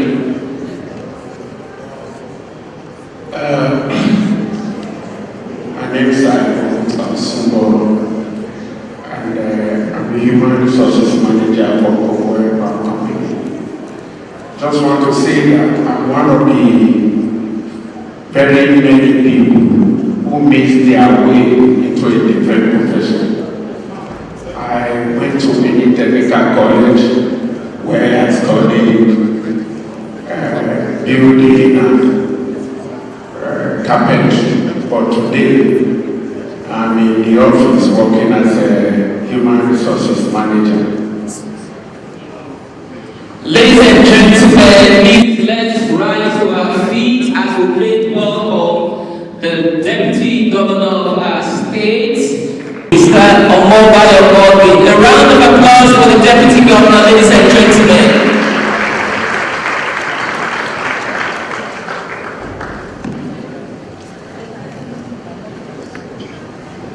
As I was saying, I graduated from Benin Technical College and went to the university. And if I had a commissioner, John Obiawe, as Commissioner of Education, at that time, she would have probably introduced this articulation, and I probably would have been a pure engineering person today. But for my company, the biggest problem we have, and I think this event is going to solve, is getting people in the skill level manpower to use to work in the farm. Every day we look for good carpenters, we look for good mechanics, we look for good air conditioner and refrigerator people we don't find. So I'm very, very happy this is happening today, and I know that if we wait a little, maybe from next year when the results start to come out, we'll be able to find enough people to work in our farm. Thank you and God bless you. I'm the Executive Director of Doers of Ultimate Foundation, and I really do appreciate what our Honorable Commissioner said today, and the Executive Secretary of the Tibet. But I think we still need to add certain things. This is just an addition from me. We all agree that we don't just want a technician coming to fix our roof or fix one or two things in our homes. We also want them to have policy, respect, be polite.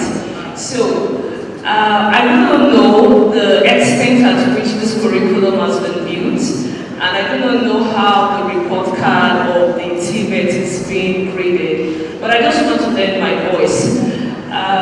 There are three ways we grade, which is the cognitive, the psychomotor skills, and the affection. Now for the psychomotor skills, which is what the Tibet is about, I think there should be more of affection in it, in the sense that the grading of the students should not just be within the classroom. The cognitive should take 50%. The entirety of that to the report card, whatsoever they are going to be teaching them, the skills they are going to be acquiring, it should be graded in their report card. And the affection, that's when we talk about being polite, being admissive, being interactive, negotiation skills, should not just be graded within the four walls of the classroom, should be graded also at their different phases of skill acquisition. Thank you very much. Ladies and gentlemen, may I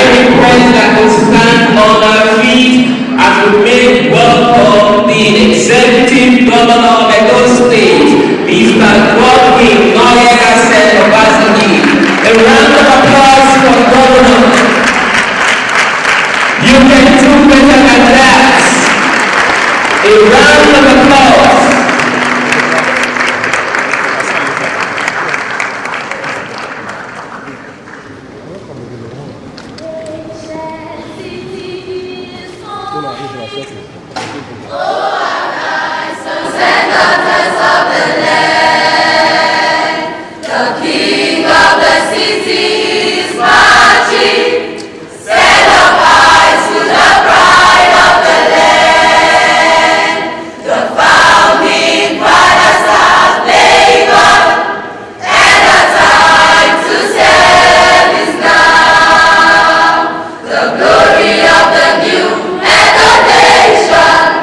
We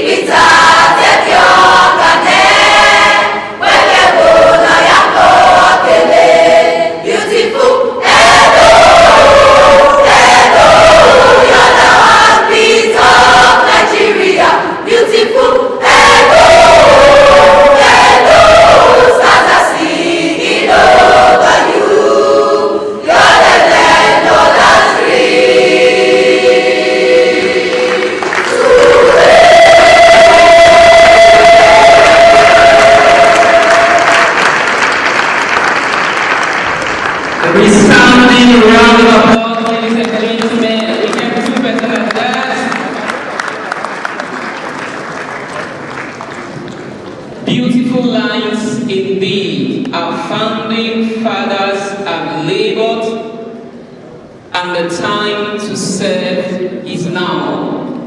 The future of Edo depends on every one of us.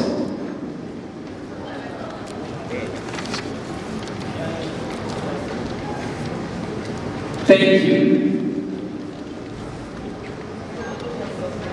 Ladies and gentlemen, I will invite the Executive Secretary to the Tibet Board to the podium to once again set the context as to why we are all here. Dr. Pesia Nyala. Your Excellency, the Deputy Governor of Edo State, Engineer Obayo Godwins, the Honorable Commissioner for Education, Dr. John Osawa Obawe, distinguished ladies and gentlemen, distinguished private sector actors, once again, I would recap on what I did earlier to set the context very briefly of why we are here and what the outcomes of this engagement should be. Your Excellency, you gave us marching instructions to go out there and ensure that technical and vocational education works for the Edo citizens. This is the first step in that direction.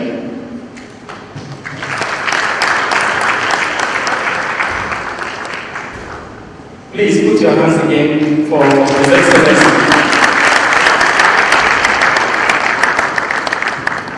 Why I say you should put your hands together for His Excellency is that in a very short time, a lot has been achieved.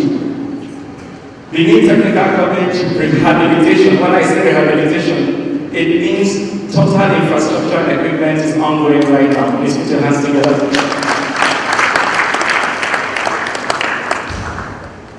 His Excellency has supported us immensely in this mandate that he has charged us with. And he didn't stop at Benin Technical College. We have other technical colleges in Afuse, in Igara, in Iroa, and in Eho. And I am also happy to inform you that His Excellency has approved the refurbishment of these 4 technical colleges, including Benin Technical College. And we are going to set out to ensure that this is delivered. We are also happy to inform you that His Excellency is massively committed. And as an actor within this space, I am super excited to also inform you that we are going to have additional 3 technical colleges to make 8 in total for the university.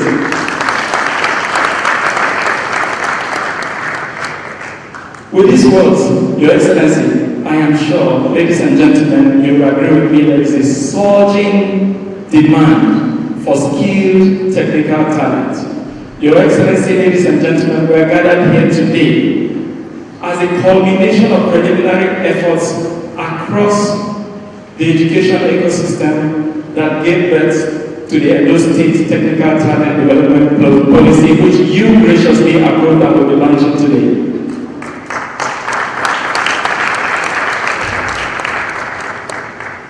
Why should we be bothered?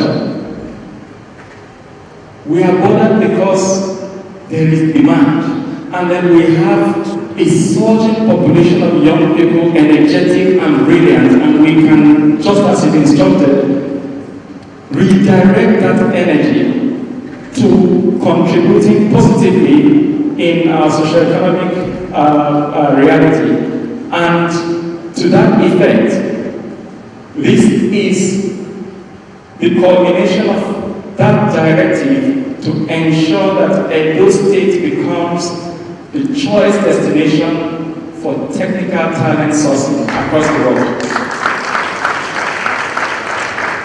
So the policy document outlines a guide, a framework on how we will work across government and with stakeholders. We have agreed earlier that this is a multi-stakeholder intervention. It can't be government alone. And when I was highlighting efforts by government, I was bringing to the table the fact that government is committed and government is going in the right direction. But Your Excellency, here we have the Queen Delagree of the private sector in Edo State, from large, medium to small. And they have come here in acknowledgement of the commitment that we are going to work together, government and private sector, to ensure that Edo State achieves that dream of being the choice destination. So if we are thinking technical talent in Nigeria, we want to see a situation where in the next 4 years, every 2 persons out of 5 recruited in the technical space should be identified from Edo State. We also want to key into this new surging demand of international, from Europe and America, saying that they want technical talent. We want to ensure that Edo State represents at least 2 in 5 persons that are legally migrating responsibly to Europe and America. Conclusively, to that effect, we have taken a cursory look at what is existing, and we have come up with where we should be and the directions we should go. So this diagram represents what we have put together as the Edo State TVET system, and it comprises 2 major pathways of learning. One is the school-based system through the technical colleges that you are graciously supporting and improving.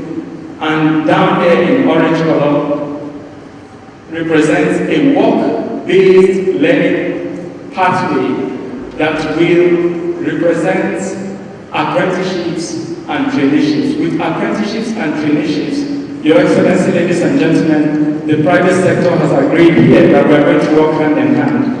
And Your Excellency, you will also be launching some of the preliminary initiatives that we have with some of the companies that are already uptaking Edo citizens as apprentices and trainees within their production floors. But you will see by the left and the right that at the heart of this system is technical competence and academic learning. These are Siamese strings. We want a situation where if you are being technically trained, you are practically sound and at the same time academically sound. So it is not a one straight jacket. It is a combination of both. But we have also visualized that there are cross-cutting interventions that need to revolve around our core technical and vocational development systems. And we identify these as continuing professional development to ensure that teachers are developed and at cutting edge of their practice to be able to impact. We have said that we will no longer have what we currently refer to as computer labs. We are converting all our existing computer labs to digital resource hubs that will ensure that ICT innovation training and certification services are available within our technical colleges for both students and the community. We also envisage an agribusiness hub. We want to take advantage of the current situation we have. We have some land across our technical colleges, and every time I am asked to bring money to cut grass, and I said, no, we shouldn't be cutting grass. We should be growing crops. So we're bringing in greenhouse farming and hydroponics, which is vertical farming of water, to ensure that our students in technical college are encouraged to learn how these technologies work. They will grow vegetables and sell it and keep the money. This is part of their learning outcomes, because if money is being made, then school becomes very important. Okay, the deputy governor was happy for that. Thank you very much, deputy governor. We also have we are conscious that continuous private sector development is key. We cannot have, the school system will never deliver until we know exactly what the private sector says they want. So we want to have a continuous engagement with the private sector to ensure that curriculum is enriched and workplace experience opportunities are available. We also see that we have a need to have a competency assessment hub. With this competency assessment hub, apart from the nationally recognized certification that our learners will obtain after graduation, we want to introduce them to professional certification. So if you're enrolled in a certification, we want you to also obtain a professional certification from International Welding Association before you graduate. We want you to also obtain some international certifications that will enable you migrate with a globally recognized certification. So in addition to what they will obtain, we want them to have more. After all, the curriculum is similar and it will not be belaboring students to do this. Lastly, we want to encourage and catalyze an aptitude for entrepreneurship. So we think that enterprise development, by ensuring our technical college workshops and laboratories are available as production sites. So we will not just be teaching within our workshops will take up for-profit jobs from the community, deliver them, and we want to put together a kind of model that will ensure every student cohort that participates in a task, money comes back to their pocket. A teacher that participates, money gets to their pocket. And we want to ensure that technical colleges, no matter how little, start contributing to Edo State IGR.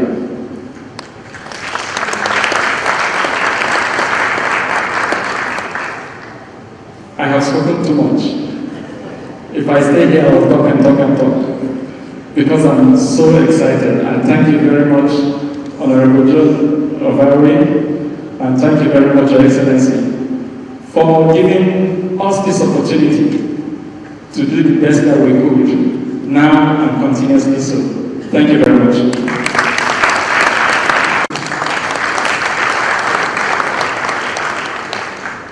Okay, thank you very much. At this point, we want to call on the Edo State Technical College students for their rendition. So students, please, you can kindly come forward for your spoken word rendition.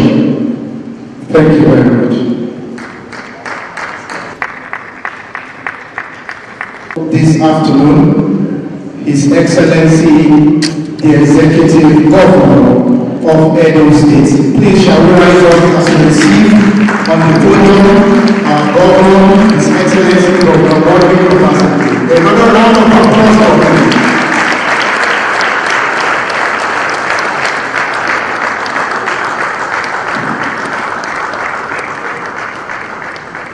Thank you. Please be seated.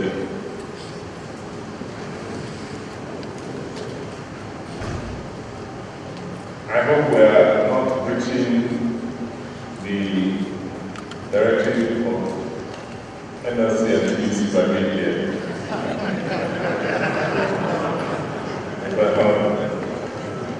Let me start by first recognizing the Deputy Governor and the mobile audience in our midst.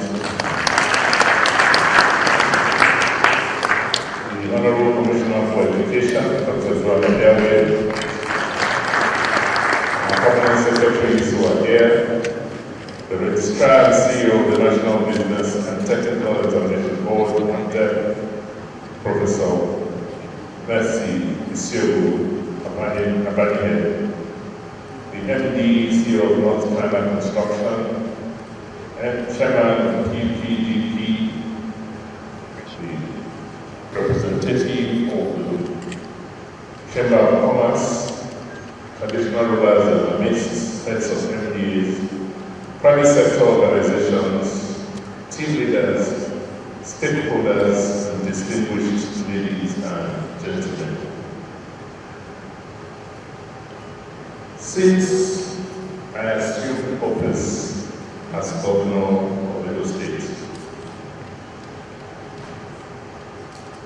we have focused on one thing and one thing only: our people.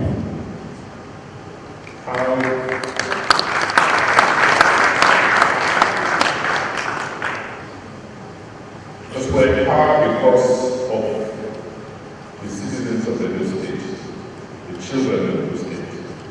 So our purpose as a government is to ensure that we do all that we have,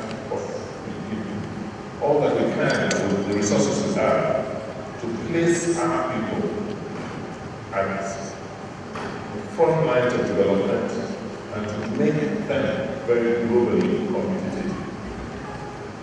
When we came into office, one major challenge we had to deal with was irregular migration, mass migration of young people. A few people saw it as a very bad thing. Yes, maybe the way they were going about it was horrific. But if you look beyond how they traveled, just their mindsets, you can tell that these are very aspirational people who wanted a better life, who knew there was something better outside, and they were going to do anything to get there, to get a better life for themselves. And rather than condemning them, we looked inwards to say, how can we meet the aspirations of these young people? If you create at home what they are going to do for outside, they will stay back at home. And they will use these energies and this brilliance to develop home.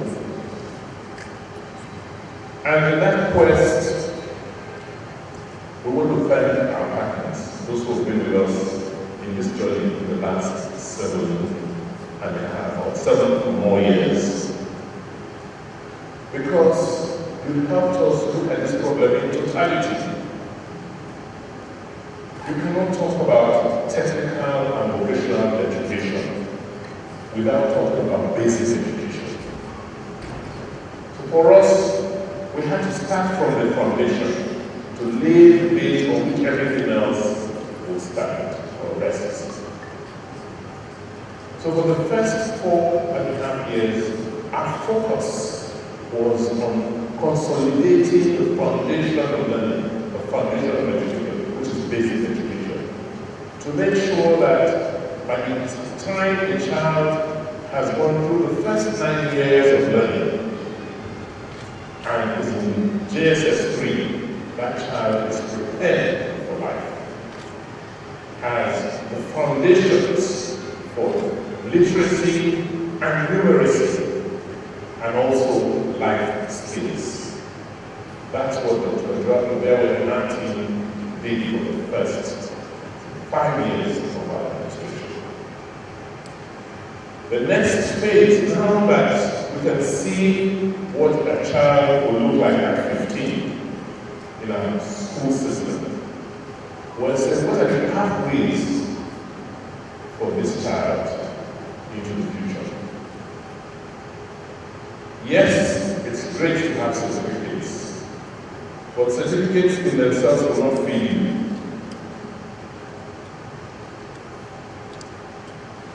So we said to ourselves, by the time the child is 15 and in JSS 3, what are the pathways? I want to encourage you to go through technical routes so that you can employ yourself, so that you can build your own lives. Or, if you're still interested, nothing stops you from going the academic route, going through SSS and then university.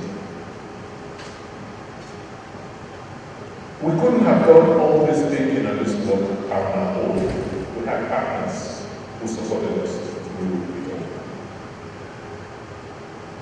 Because when I look back, I'll say, well, fixing basic education was difficult, was challenging, but we had committed and dedicated people to champion it, and we've been able to do it. We've been able to fix our basic education.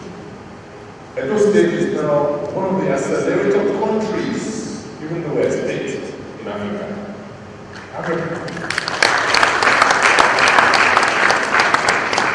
Other African countries are looking at what we have done to fix foundational learning. The next challenge we have is how do we create a TVET system that really works? And that is where we needed help. So I want to thank the German government and GIC who worked with us from our early days as supporting the two jobs to helping us now go back and look at our TVET curriculum and what to do with the TVET structure. They sponsored us to Germany quite a lot, on a 9-day trip to Germany, and that gave us the opportunity to look through the German system to understand how their educational system is based on TVET. And that's what has given Germany that competitive advantage today in terms of manufacturing and production. And we said to ourselves, can you work with us to see how we can do the same thing in our country? Let me point out here today that honestly, as a country, we have no choice but to develop our TVET system. Because up till now, we had the resources to continue to import most of the things we consume. Whatever it is, whether it's the clothes we wear, the furniture we use, the cars we drive, everything. Because we had the petrol dollars, we could always import. So there was no emphasis on making things ourselves here. Today, we're where we are. But we will not disappear. What must now happen is for us to now understand and realize that those things we used to go and buy from outside, we must now make it ourselves. And to do that, we need people who know how to use their hands. Across the spectrum. Not only at the University of Technical, Polytechnic level, across the spectrum. And as I'll point out later, because of last night I was having dinner, and I said my dream has always been that by the time the child is 15 and JSS 3, that child must go to work. You must go and do something. Use your hands. That's why growing up we have what we call hand work. And thereafter encourage them to go to technical schools. And as I'll point out, if it is possible, we should not admit people into our technical schools who are not already working. Whether you are a house now, whether you're working in a hotel, whatever it is, you should already have been introduced to the world of work for you to come in to the technical school. So today, we are launching our Edo State Technical Talent Development Policy and a state work-based learning program. Because this is the culmination of what we started when we came into government. That we're going to reenact, as we said, our entire education system, starting with the foundation, which is what we have done. Now these children are progressing to JSS, and we're saying, what next? We want all of them to understand that the education we're given is to make them productive citizens of their society. And to do so, they must acquire skills and vocations for them to perform to the highest standards within society. On the other hand, as a country, we no longer have any choice but to emphasize manufacturing and production. What will get us out of the problems we are having today is, simply put, producing more for ourselves.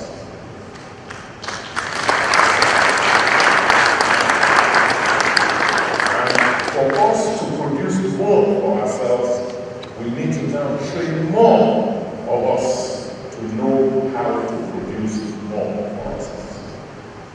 And it has to start early in life, particularly after basic education. Let's just put it simply, that is what it is. So as government, our role is to provide the framework, which is what we're doing, to provide the infrastructure, which is what we're doing. But we cannot provide creating jobs.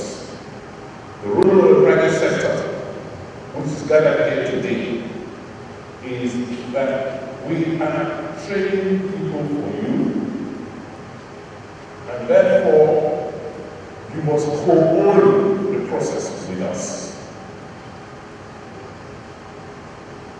We are not going to have all the facilities, all the equipment that you have in your different businesses, but we can train our children in the basics, giving them the basic knowledge and basic orientation, so that when they come into your factories, when they come into your production facilities, they have the right attitude to cope with what you are doing in various businesses.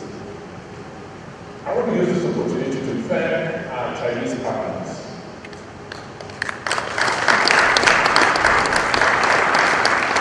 They have been working hard with us and introduced us to the Chinese government. And just like we went to Germany, we also went to China and partnered with 2 polytechnics already to offer technical training. They're giving scholarships, and we've gotten commitments that they work with us to improve the quality of learning and certification in our polytechnics, all with the same goal in mind. So this morning or this afternoon, I want to thank all of you for defying this price to come here, to come and listen and work with us and give us your suggestions on this very, very important issue. Because it's about our future. It is just not possible to have 200 million or more people importing all the clothes they wear, importing all the, most of the things, utensils they use. It's just not possible. You can't sustain it. Therefore, you have the materials to produce most of what we consume. So we will start now to understand that the next step wealth in Nigeria is not going to be made from mining or from oil. It's going to be made for production. And for us to produce, we must train people to undertake this productive ventures. That's what this whole session, in my view, is about. So I want to thank all of those who've been working behind the scene to put this together. It's taken a long while. I mean, Tasia, you were with us 6 years ago, right? And disappeared. I would like to look for you to come back. because we couldn't move forward. And several of you in this room, and my parting word is, it is possible. We can see that it is doable. We've already started. What we just need is for all of us to share the same framework, understand, how to go about what we're doing, understand the role of each party. Let's understand the role of government. Let's understand the role of the regulators. Let's understand the role of the examination bodies, and let's also understand the role of the private sector that will be using the services or benefiting and making the money from all of this we are putting together. On that note, I want to welcome all of you and thank you for listening. Thank you very much, Your Excellency. Please, another round of applause.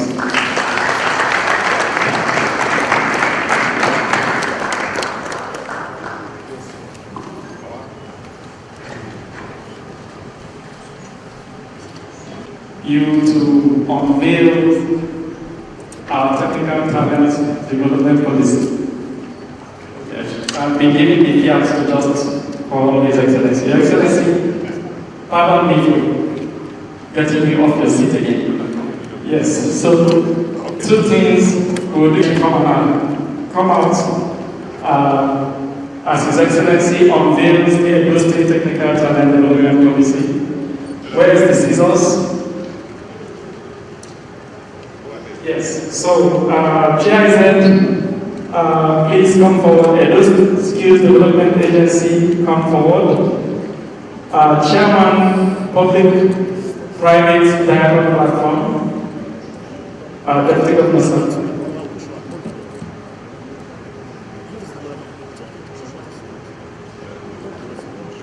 Yes,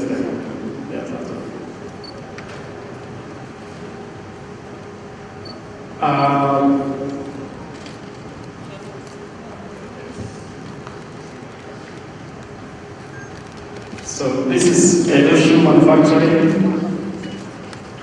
We're clustering with them in the new technical college, and these are things that they've done with their own hands.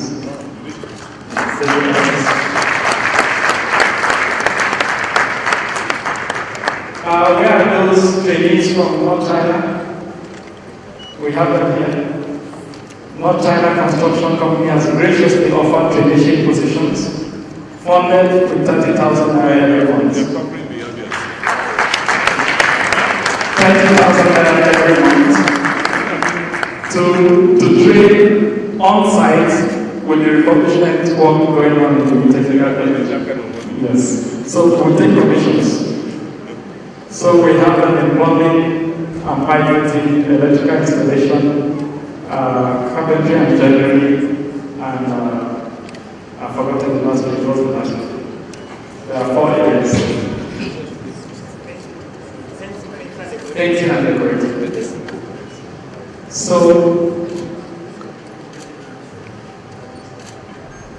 where is the scissors for this? Okay, great. So, Your Excellency, I'm handing over the mic to you to please unveil the policy and also declare our work-based learning program open for all. Thank you very much, sir.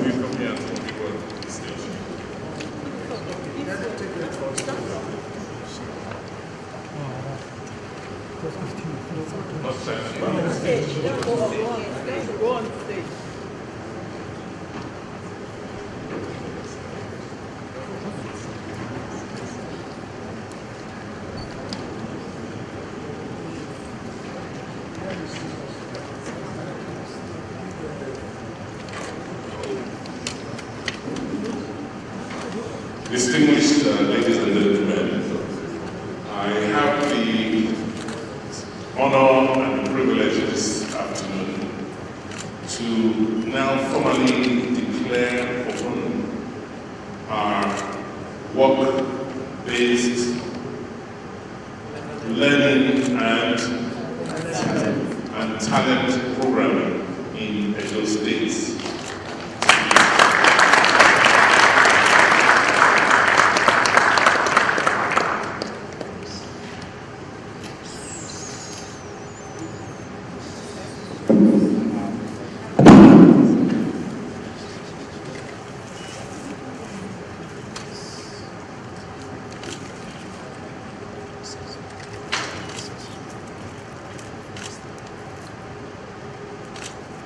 hope everyone here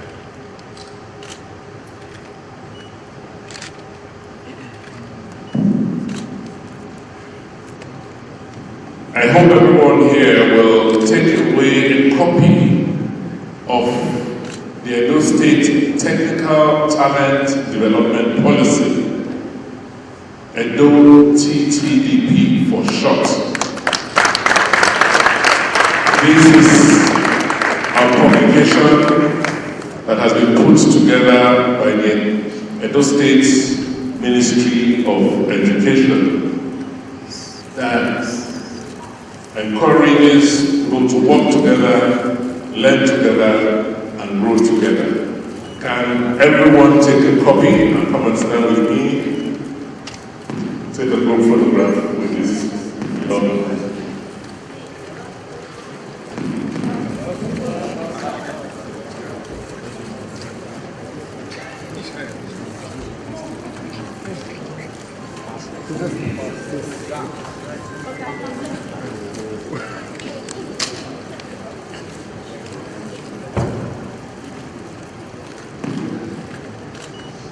Please. Your Excellency.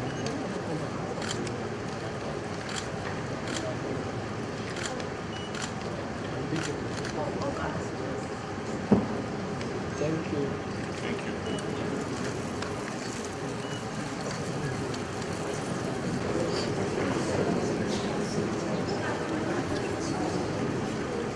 Your Excellency, ladies and gentlemen,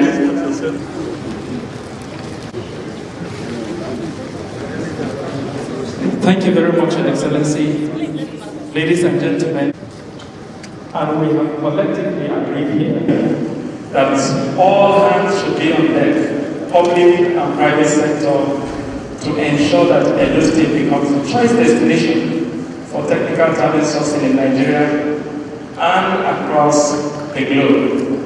We have there some of the areas that we have been able to do a labor market assessment with the support of the GIZ Sky program to identify areas where there is skill demand. Welding and fabrication, we have informal apprenticeships, we have traineeships, with master craftspersons, we have plumbing and pipe fitting, and a host of other areas. Earlier in the day, Mr. Obaseki here called me and said, where is the place? This thing looks too elitist. He said, where is the place for the child in the village? And that is true. If you read through literature, there is a worse case of youth unemployment in the rural area more than in the urban area. So yes, we are ensuring that we work with master craftspersons to bring in informal apprenticeship as a veritable pathway to mainstreaming technical and vocational education that they're learning through informal to the formal. So going forward in the next academic year, technical colleges will have 3 colorations of students. There will be a student who is there for the 3 years program who has come out of basic education, as His Excellency described. We want to involve the communities more. So we will have short courses. There will be a few weeks, a few months, where people come in and learn hands-on and they leave. With that one, subsidy is not covered with the bill. So tell the people who are interested in coming for short courses, this one will charge you, but not too much. Because His Excellency has also put small hand here. We won't charge you too much, but you pay for that one. But your 3 years program is completely free. We will also have another kind of students. Henceforth, in the next academic year, you will not see apprentices in your mechanic workshop just looking. There will be students enrolled in technical colleges and they'll be well uniformed. So you will notice that you go to your mechanic workshop and the apprentice has an overall with a badge of any technical college. So we are bringing them into the mainstream. So that services that pathway for youth, not in education, employment, or training. Edo State does not have the issue of out-of-school children. I think Edo is at the top 5. Top, sir. We don't have that issue. So, but we have issues of unemployment and of low skills so that we can have that integration. So articulation is key. We are taking things, try and visualize this picture with me. The boy serves his master in a corner workshop. We enroll him or her in technical college. So it gives him a sense of being in school. That apprentice is in school, but he's not in the classroom every day. He does his 1 year, 2 years, 3 years, depending on the age. He now meets, he or she meets the prerequisites for admission into technical college. So what has happened is that we have reached where this pupil has missed basic education, and we're bringing them in. Now, because we are working with the National Board for Technical Education and the National Board for Business and Technical Examinations, and we are working with the National Board for Technical Education, we want to ensure that the skills that they are learning, the competencies they are gaining, are recognized nationally.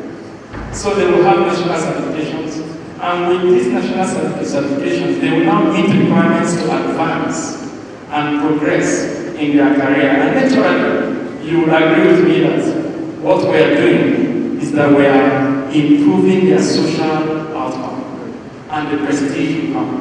And that will continue all the way to the Polytechnic. We'll have our fireside chats. Your Excellency, I don't know if you'll be here for the fireside chats. We'll have this conversation small. So this is just making me recognize.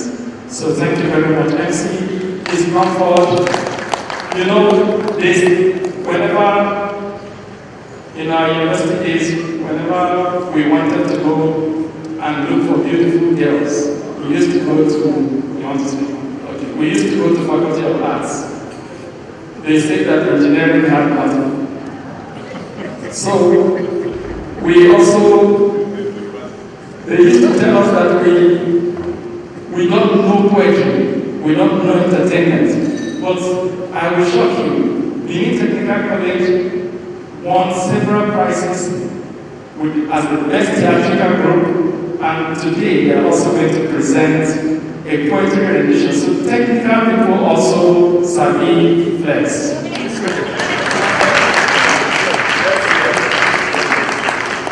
Let me call on Honorable Commissioner Dr. John Odari for her remarks before we hear the poetry rendition, and then on to the fireside chat. We can shop, and then we are all away from this place. Thank you very much.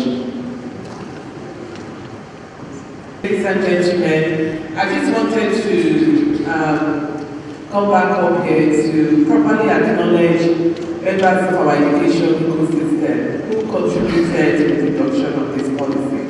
Our work is a difficult one, and we work a lot. And when people do stuff and they are not really recognized, it also does not motivate them. I am actually quite pleasantly surprised to see the name of the Ministry of Education on the document. We didn't do the work, they did the work. So in addition to what we did last year with the approval of His Excellency, was to create a consortium of a TVET consortium comprising of all our agencies and institutions and other MDAs that have any connection to skills. And so they all came together. That process was led by our board of TVET, Dr. Tessia. I want to acknowledge our Polytechnic, our State College of Education, Edo Jobs, and GIZ, the ever-present GIZ, for working together to put this together. I want to thank you for what you've done, and this is just the first awesome. Our technical colleges were also involved. Edo State Agency for Mass Education is same. Directorate of Higher Education, Library Board, it's called the State Secondary Education Board, Directorate of Educational Quality and Accountability, Technical Schools, Technical College, Subenu, Eho, Igara, and Asufi. Thank you so much, everyone. This is just the beginning. We have a document. We must now work together to implement successfully. Thank you, everyone. Thank you very much. Another line are students from the Benin Technical College to do their poetry rendition. Students from Benin Technical College, please. A round of applause as they come forward.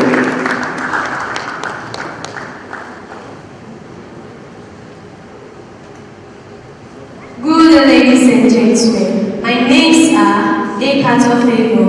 I'm a student from Benin Technical College. All protocol duly observed. I'm here to render my spoken word on the Edo anthem. The ancient city is calling, Edo, the land of black civilization, Edo, the oldest and still existing monarch without retrogression. Let's arise, sons and daughters of the land. Let's rise up for who we are, what we are, where we are, and where we are going. It may seem like things are no longer at ease, but trust me, I won't be small when I say we are fearless as could be, strong, bold in all aspects you see, tireless and accommodating all in harmony. Even when the foreigners trying to make us divide, we stood our ground and never went apart. Of the truth, in 1897, things fell apart, but our kingdom was restored in its glorious path. The founding fathers of labor, let us not do our part. Beautiful Edo, glorious Edo, beautiful in artwork, culture, and artifact of old, glorious in conquering of land, as our king is on the throne, and I will unfold the truth and not tales of old.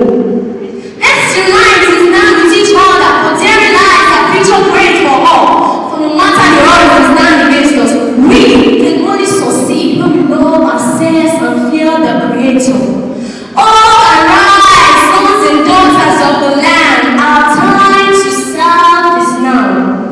Though we are looked upon as a minority, our great and noble deeds was transcend in history. Rich culture, stories of heroes, legacies forever. Koyo, we're great sons and strangers as we live in peace with brothers and foreigners. We are not perfect, but a people cultured in unity. No picking was said in my soup no sweet. Think about it, my people. Think about a car without a battery. Think about an engine without a flywheel. Think about a farm without a barn. Think about a human without a heart. The heart, the organs that pumps blood to all parts of the body, as small as it is important to the body. So is Edo. We are the heartbeat of Nigeria. Thank you.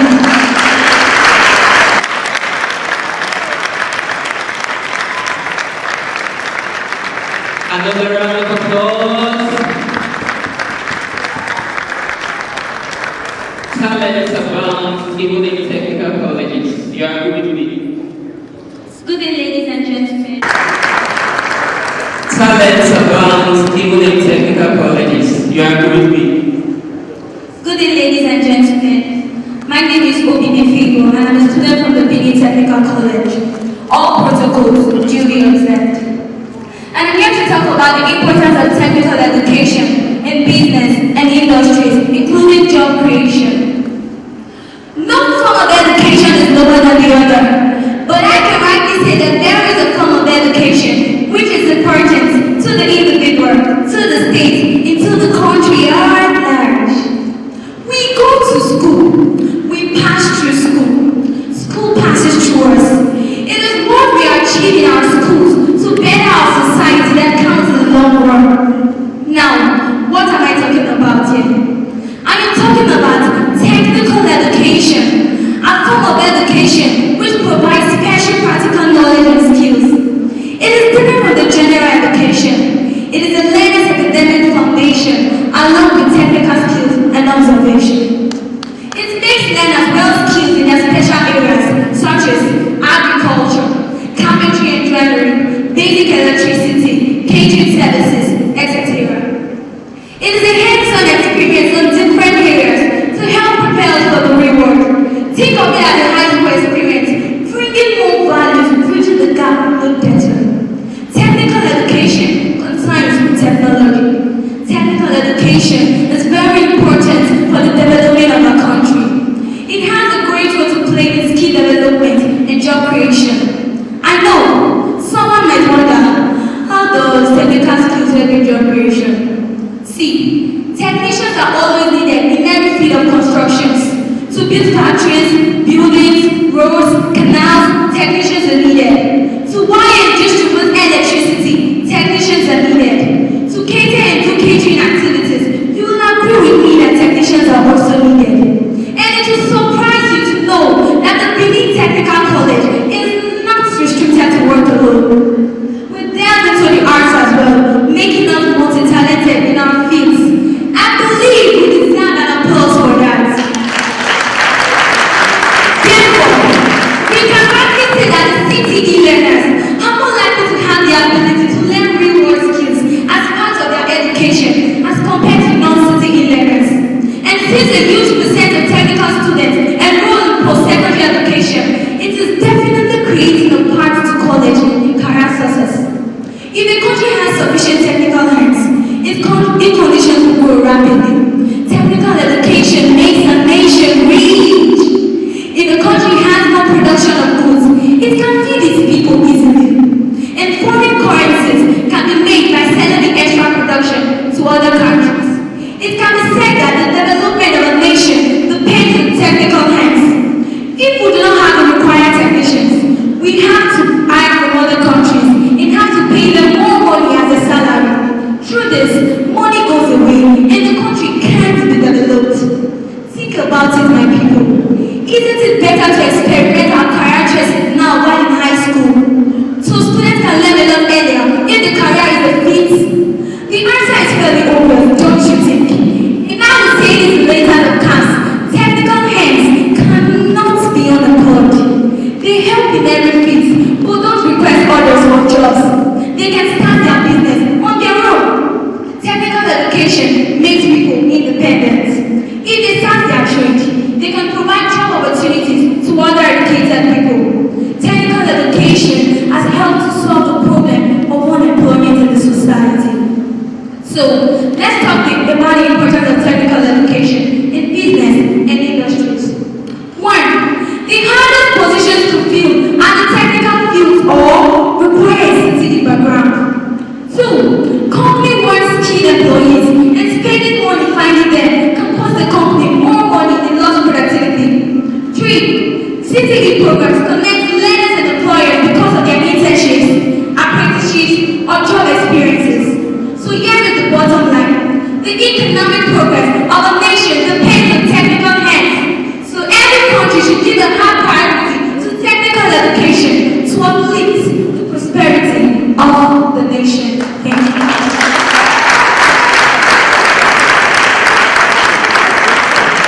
Another round of applause.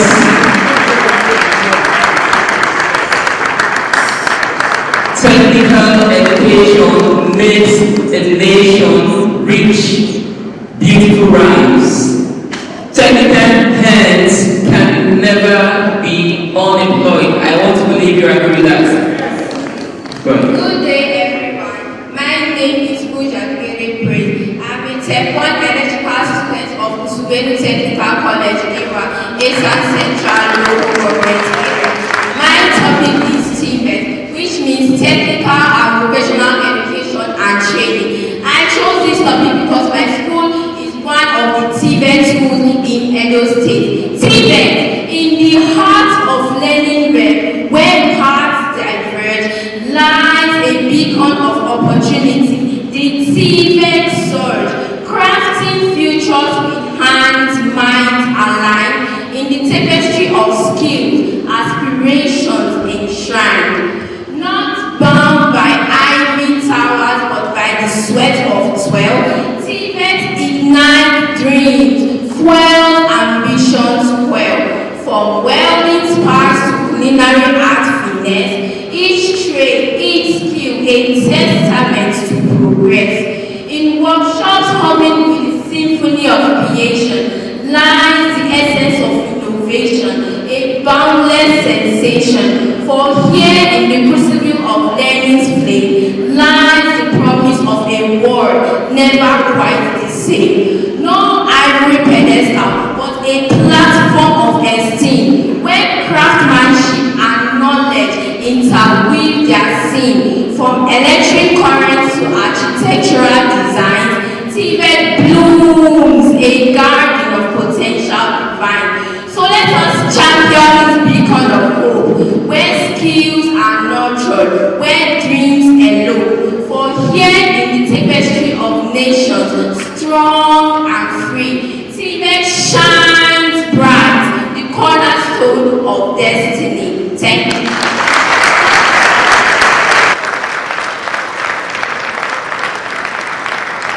TVET shines bright, the cornerstone of destiny. Ladies and gentlemen, another round of applause.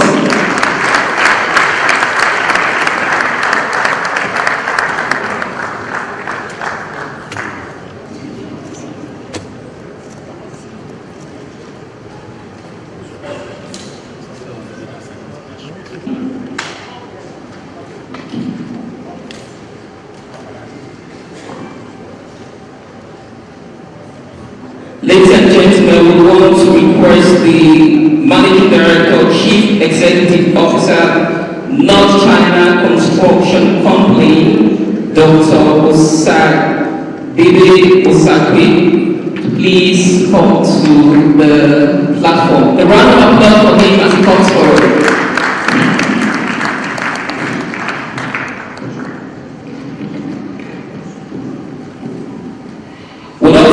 Request the President of Benin Chambers of Commerce, Industry, Mines and Agriculture in SEMA, Barrister Austin Ataku, to please come forward. Thank you. Also going to take part in this fireside chat is Professor Ifeoma Mercy Isugo Abanibe. She is Registrar and CEO, National Business and Technical Education Board, NABTED. A round of applause as she comes forward.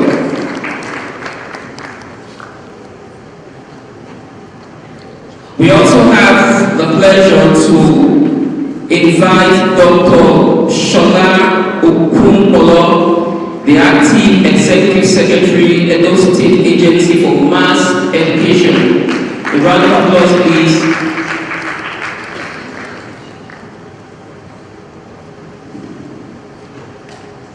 Also, to be part of this discussion is Ambassador Dr. Ogiroy Brightens, the MD, CEO and Chief Inventor of Brightens Limited. Please, a round of applause as he comes forward. Last but not the least, we want to request Engineer Sylvester Omori, the Rector of the Edo State Polytechnic, to be part of the discussion. A round of applause for him as he comes forward. At this point, ladies and gentlemen, I would like to hand over to Dr. Tessia, who will lead us in this conversation. Thank you.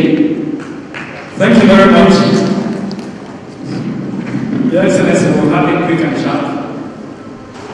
But let me go up the podium so that you can have it.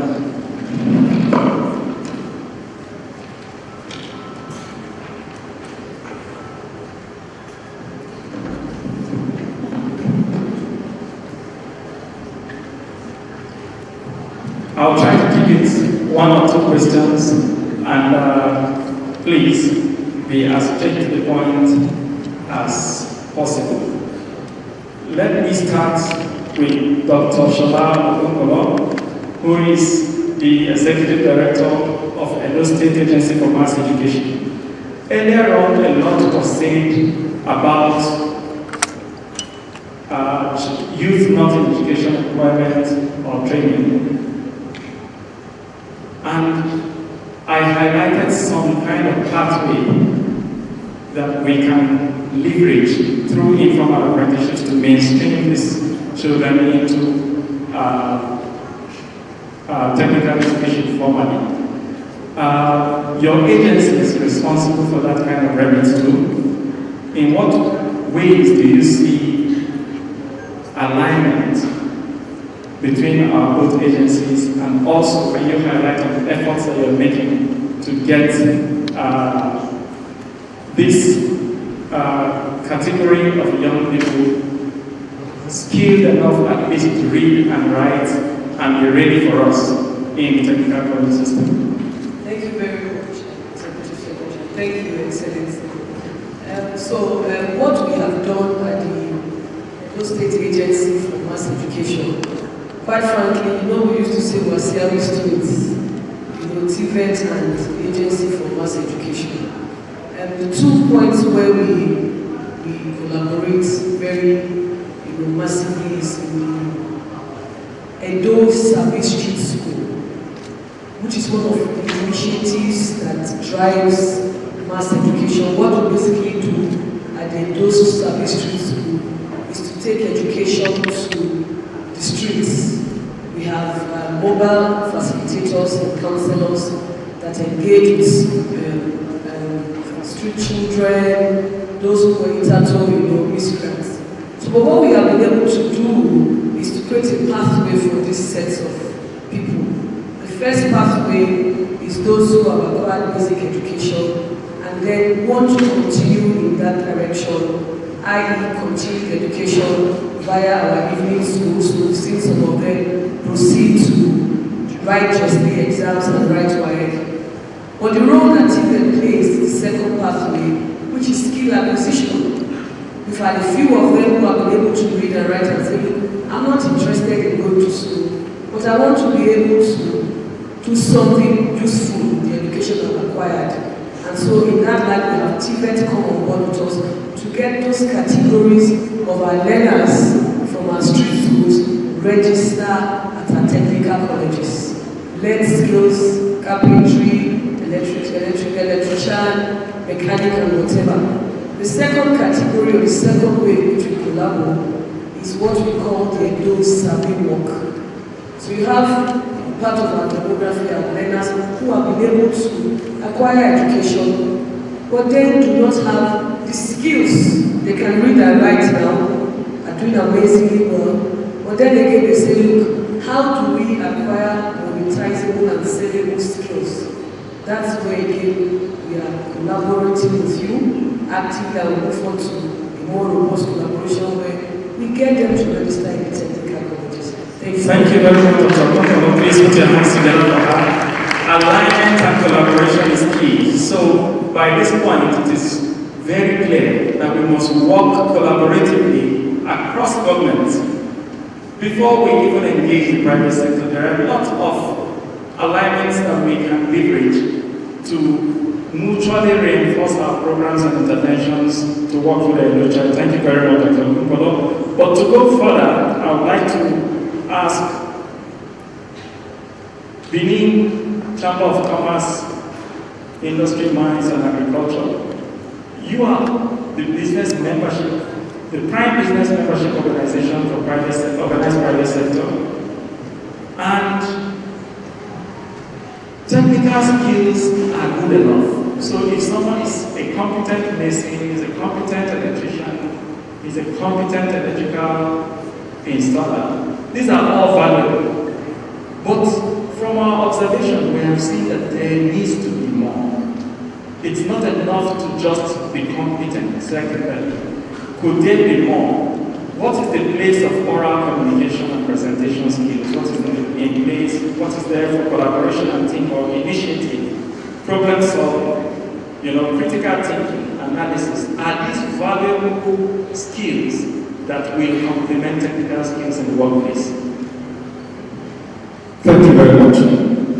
Thank you, Excellency, Commissioner for Education, and everyone seated here. Thank you all for being here. We cannot shy from the fact that we need these skills And these skills, for a very long time, have not been there.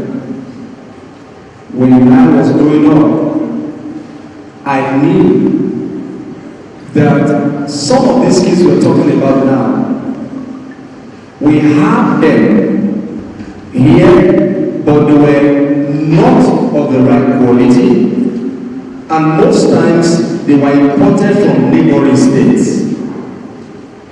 And it has been so for a very long time. It is mentioned here today that if by the building sector, for example, what we observe now is that all the artisans you will need for a good job, they are definitely not from here, and that's a fact. Now, for us to be able to have these skills, the question is, are things like communication, if they are relevant, collaboration, if they are relevant. If those things are not relevant, why are we here today? The very first answer to that is the state government knows that these things are relevant. That's why the government is making all the effort, making all the investment to bring all of us together, to bring children together, and begin to discuss this problem. So that in the course of discussing it, we will find the solutions to this problem. That's why we are doing all of this. So basically, communication is key towards identifying this problem and towards finding the solution to the problem. That's exactly what we're doing here today. Thank you very much, Benzema. Please put your hands together. According to Benzema, skills are needed beyond just technical skills. It is essential that as we train these young people, they are able to imbibe some other complementary skills that make them better in the workplace. Now, I would like to ask NABTEC, National Business and Technical Examinations Board. You are the prime assessment body and examinations body in Nigeria for technical and professional education. And you offer the National Technical Certificate, the National Business Certificate, Advanced and Basic. And in recent times, you are the general awarding body for the National Skills Qualifications Framework. As you are setting out standards and curriculum for technical areas, are you considering that there are these kinds of soft skills or complementary skills? In recent times, the City of London incorporated, saying that those are old-fashioned. We now refer to them as fusion skills. Are these represented in occupational standards and in the curriculum so that they are part of our teaching and learning process? Let me start by introducing NABTEC approach, because I discovered that many of us don't we are not familiar with NABTEC. Some people call us NABTEC, some people call us NBT. It's National Business and Technical Examinations Board. And what we do is that we assess learners, for instance, assessment body, we assess learners leading to their role of national certificate, and advanced or advanced level 2. And usually in this key area, we have what we call the modular trade certificates for those formal sector that cannot go into the level of NTC. They have the privilege of having a certificate in the that is not possible knowledge in an area where they can say sufficient, they can stand on their own and leverage on the existing work that are around them and make a living. As that's your question, let me say this right, we don't set standard, we don't set curriculum. We work on the existing curriculum, we work on the existing standard, give it to us like a military body, the NT, and that's one. Two, I was talking last week with the national policy, national policy of education on skill development and its proposition. And it is from there, from the framework, it is agreed that because the academic policy framework for all assessment bodies and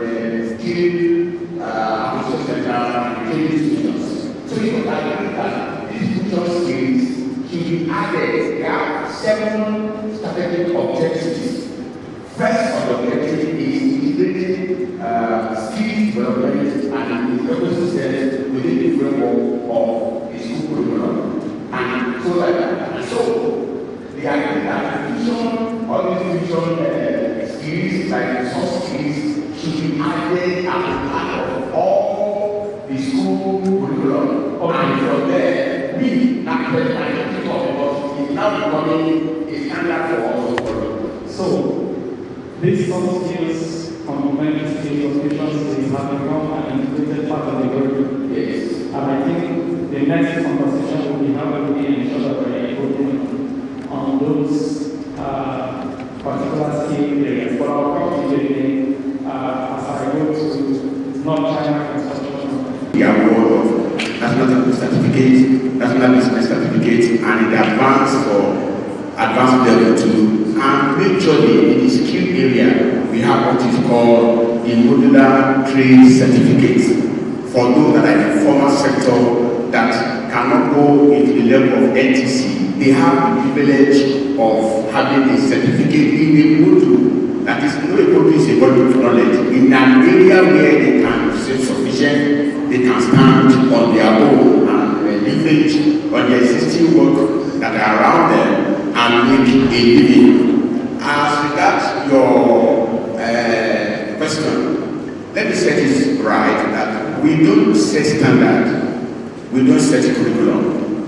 We work on the existing curriculum, we work on the existing standard, given to us by the regulatory body, the NDT, and that's 1. 2, I was in Abuja last week with the national policy, stakeholders in the national policy of education on skills development and its ecosystem. And it is from there, from the framework, it is agreed that because they are developing policy framework for all assessment bodies and skill acquisition centers and training institutions. So it was agreed that these future skills should be added. They have 7 strategic objectives. First of the objective is integrating skills development and its ecosystems within the framework of the school curriculum. And so like that. And so they agree that the fusion, all these fusion skills, like the soft skills, should be added as a part of all the school curriculum. Okay. And from there, we now can take it up because it's now becoming a standard for us to follow. So, these soft skills, complementary skills, or fusion skills have become an integrated part of the curriculum. Yes. And I think the next conversation will be how do we ensure that we're improving on those particular skill areas. But I'll come to you again as I go to North China Construction Company.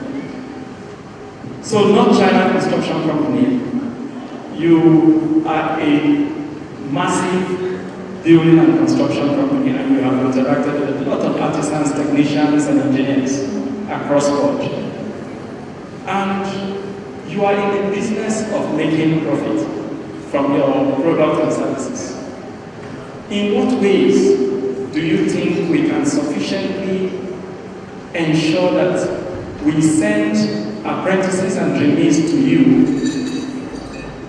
Okay, in what ways can we do that without a major disruption to your already existing work process? So your focus is to deliver on your projects to quality and make money. Now we are saying we want you to also take on this responsibility of having apprentices and trainees within this workspace.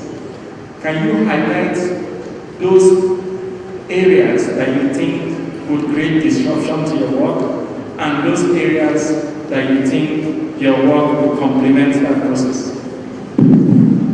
Thank you. Well, everything is complementary. We are working, and I like the word that we use repeatedly, ecosystem. It is very important. We are all creating value within the ecosystem. We need to invest. So we don't see those things as distractions. We need to. I'll give you an example. Most of the people we like to work for, that is engineering.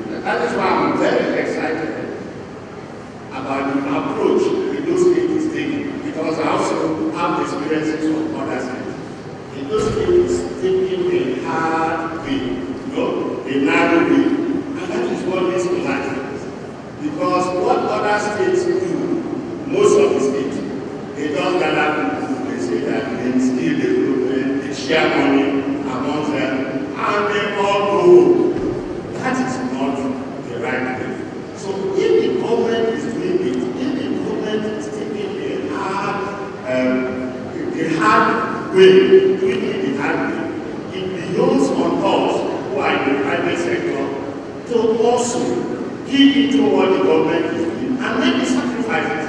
That is as simple as that. That's what we're doing. Because even in the technical college we're trying to remodel and review, you will find you show them what to do. When it comes to actual doing, they run away. So you see the number of people who have invited to work for us and they run away from the project. And it's like that, all the projects we are doing, because we are not going to lower our standards. So the best thing for us is to incorporate them, train them. We don't want to, from our Chinese office and what we are doing in Nigeria, we also want to set up a school to train all those artisans. Send that school up in Edo State. So, in summary, it is part of the things we must do as part of this ecosystem. It's not a distraction because over time, we've trained so many of them. Over time, they become professional. And it is better for us. Thank you very much, Dr. Sadebe. Please, a round of applause for him. We must make the necessary sacrifices to give space for our young people within our production facilities. The value proposition is that when you train, the value gets back to you. You will have a better quality workforce that you can hire. At this point, lastly, I will go to Ambassador Kenwoyi Brightens, inventor and entrepreneur.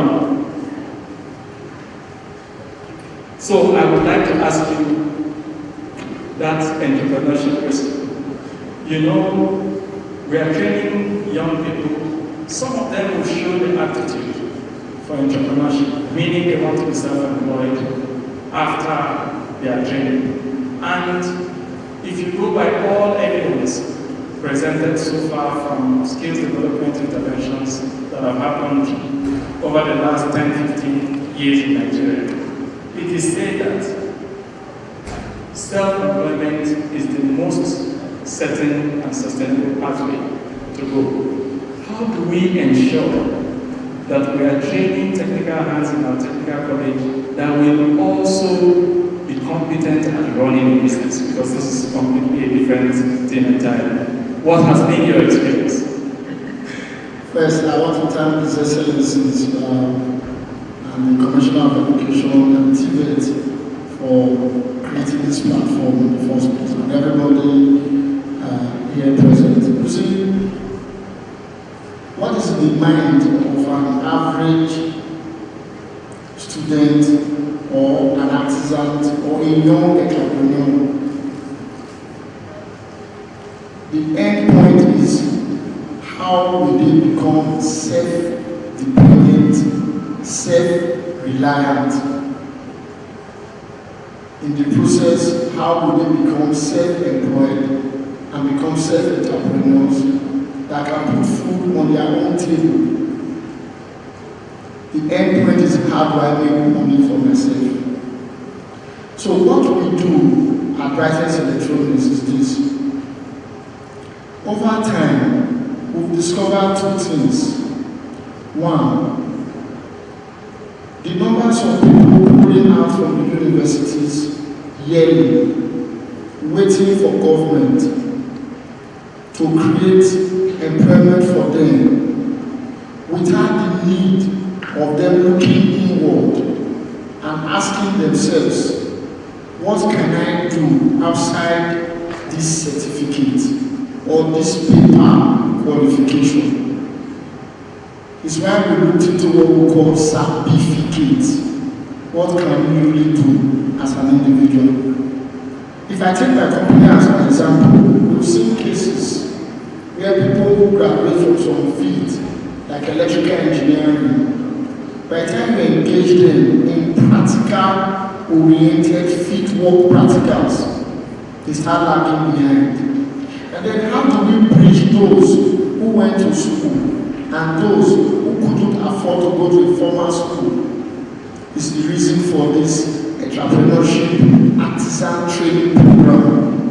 And in our company, the only way we established a fact that this knowledge is successfully For example, in the building of an inverter machine to get renewable energy through the solar panels, we will tell the candidate, this machine, you are going to build it from scratch to finish on supervision.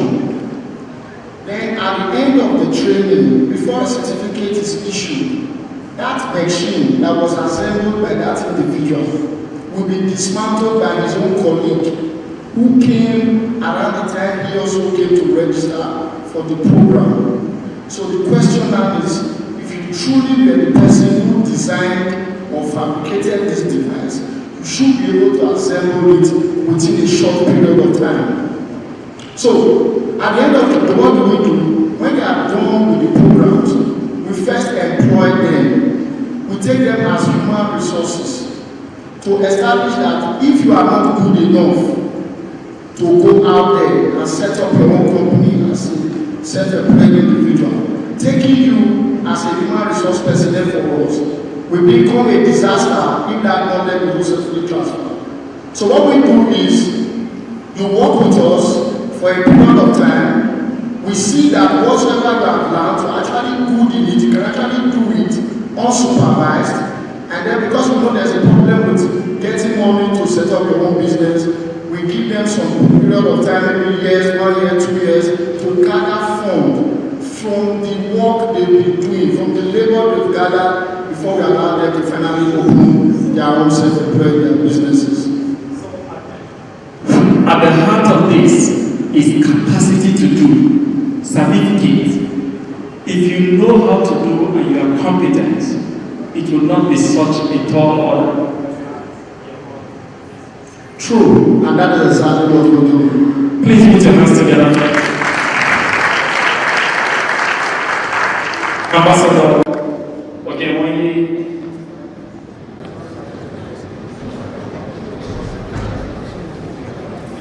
let me go to the rector of the State Polytechnic. Not all these young people will become entrepreneurs. Some of them will be interested in further education. What is the place for someone who learned through the apprenticeship system that we're setting out? Is this kind of person welcome for tertiary level education in Edo State Polytechnic? Thank you very much. Thank you, Your Excellency. Like my brother said, this is an ecosystem, and we already have each of these gaps already closed on its own. It depends on the individual. If somebody go through this apprenticeship and have the intention to further his or her education, the person can be linked with the Edo Survey for the formalization of the person's basic education, for which he can also now seek for the basic certificate, which is the CUSAT. Then with the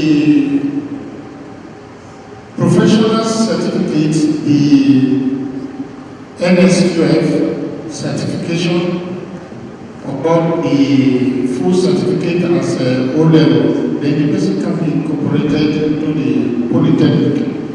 And depends also on the area that the person is skilled, because we have two windows. In order to create more accessibility, we now also have the open distance flexible learning as accredited by MBT. So there are some of all these skilled learners who would have become an entrepreneur. They don't want to come to the comfort of the classroom, that they can access our open distance learning while they can still be fully satisfied. So you have heard it all. Take the story round. You can get on our apprenticeship program, our work-based learning program, and you will acquire competent technical skills and at the same time gain national recognition. And if you so choose to go into higher education, our Edo State Polytechnic welcomes you, and I'm very sure our universities too. At this point, let me thank you panelists for making our time and for your insightful interaction. Your Excellency, thank you very much.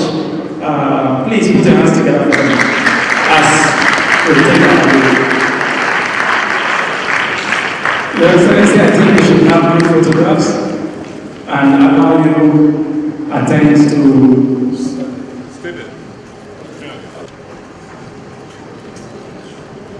Mr. Obaseki, please. Mrs. Jenisi Akimilani. Yes.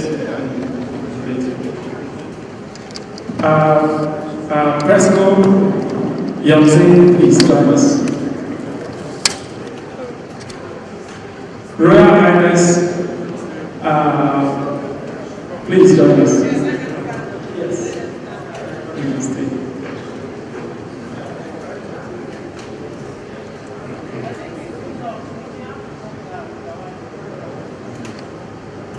Yeah, it's fine, it's fine. It's okay. This picture is weird. It's very weird. Let's wait. The one she comes this side. Yes. It's creating a balance. Okay.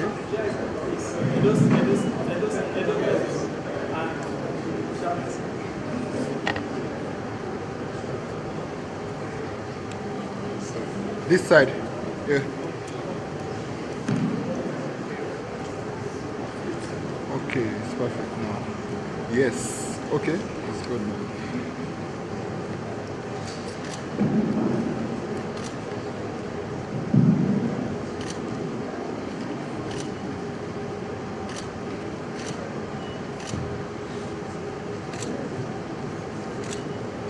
Thank you.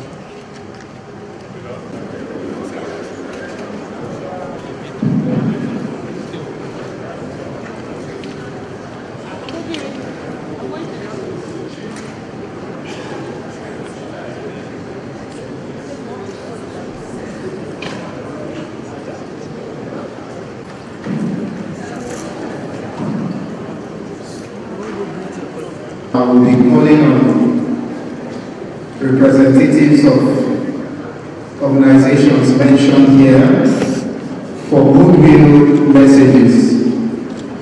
So, may I request the representative of commerce, industry, in the person of Barrister Alex Egosa Ogunwoye. A round of applause for him, please.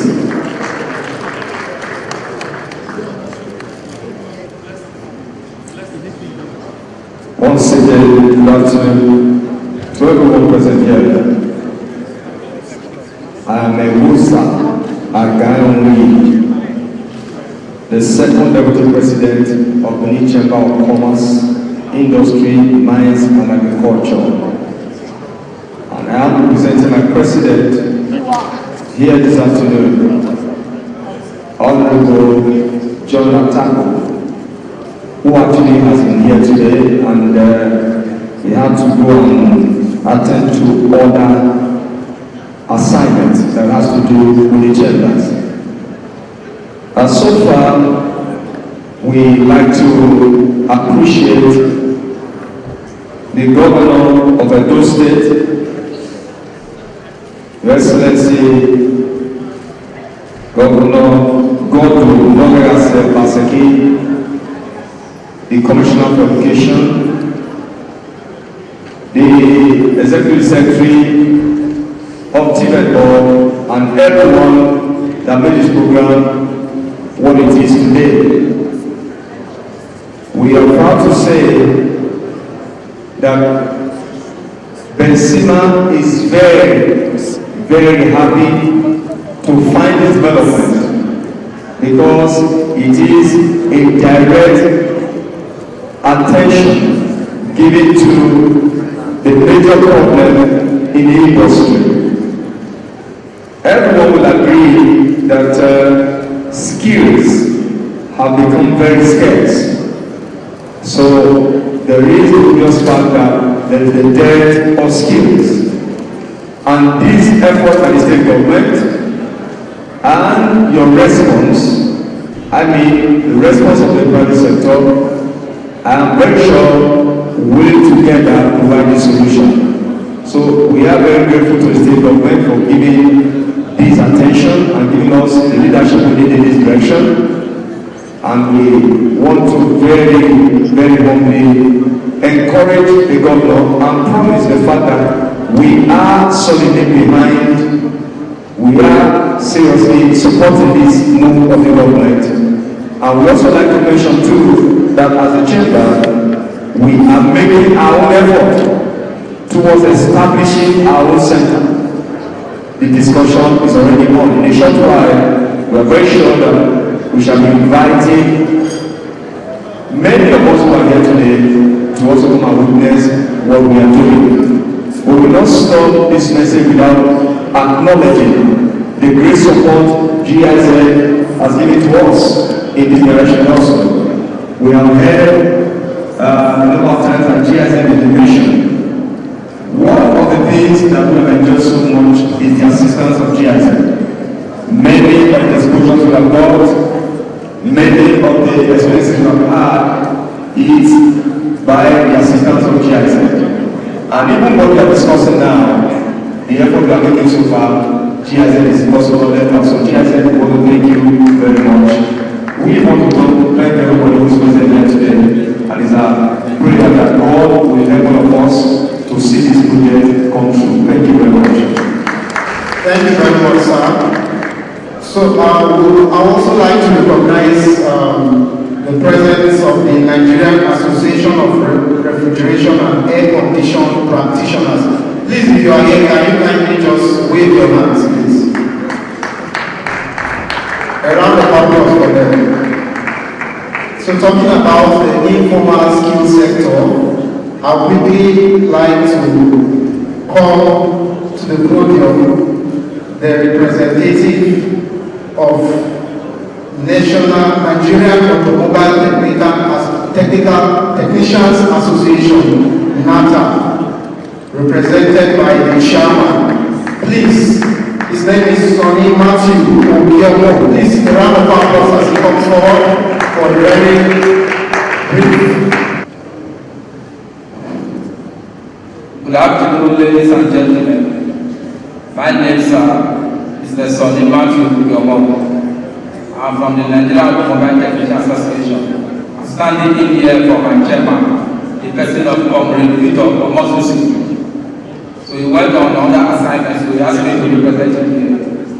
So let me appreciate the Edo State Governor, His Excellency, the person of Godwin Nogarase Obasanjo. And let me also appreciate the Commissioner for Education. And also board of TVET for the good work we have been doing in the state. Because before now, with the technicians, the auto technicians have been working, no leprosy without, because working without knowledge on our own artificial way. Whenever the extension of TVET, in collaboration with the state government has made us to know that when we are working in a large impact, that is now to train us in the area of technical vocation and retraining. So today, with the help of the state government, we can now come out as a auto technician, work when we are come as a auto technician, we can now face our customers and other societies at large. So once again, let me commend His Excellency, the President of Comrade Nogarase Obasanjo, for the good job he has been doing. Thank you very much. Nigerian Automobile Technician Association. You can do better, please. Thank you very much.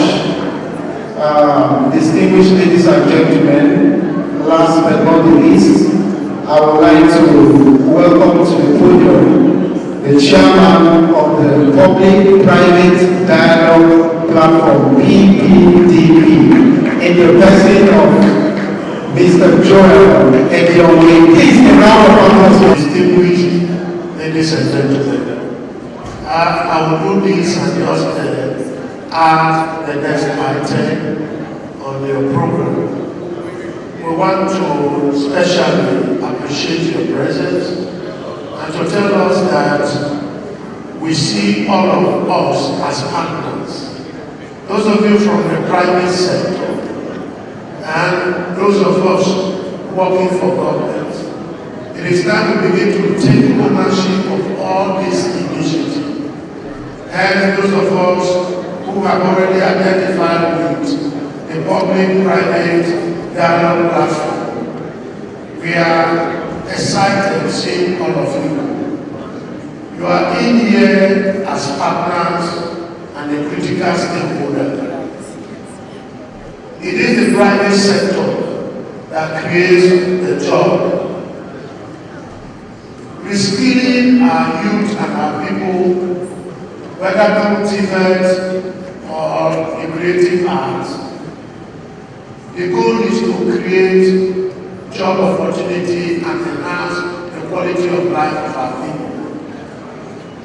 Why you are important is you are the operators, you are the practitioner. You know what the environment is. And we want you to come to the table and begin to talk to government, and we talk together and see how you can influence all the policies of government so that it will enhance your capacity and your productivity. If you expand, you take in more machines. And so whatever government is doing, whether by public intervention, program or policy, it must directly impact the things you do and how you do them. And that's why we have now called you. We now have a platform, not just this occasion. Regularly there's a platform where we can accommodate your views, your suggestions, and government will sit down, whether it is an area of infrastructure, the operating environment, the regulatory environment, you need to put in your input. And so that's why we have become partners. All of us who are here today, you belong to a working group. We have created and identified working group. Those of you in the manufacturing and construction, we have a working group. We want to see all your input there, your suggestions, how it will impact the work you do. Those of us in agriculture and processing, we are a working group. Those of us in the creative arts, tourism and the entertainment industry, we are a working group. I've also identified cross-cutting group. Those in energy and renewable energy, those of us in technology, those of us in service, gender and other related matters, how it will affect the productive environment in the state. We have become partners. So whatever you do today, whichever group, whether formal or informal, you are part of the public-private dialogue platform. Our own is to sit down, our own is to talk, our own is to look at what the operating environment is. Our own is to identify what we can do and how we can make the environment better for all of us. If you grow, you expand, you will take it. Government is happy that we identify today. You take more people out of the street, you are enhancing the social order.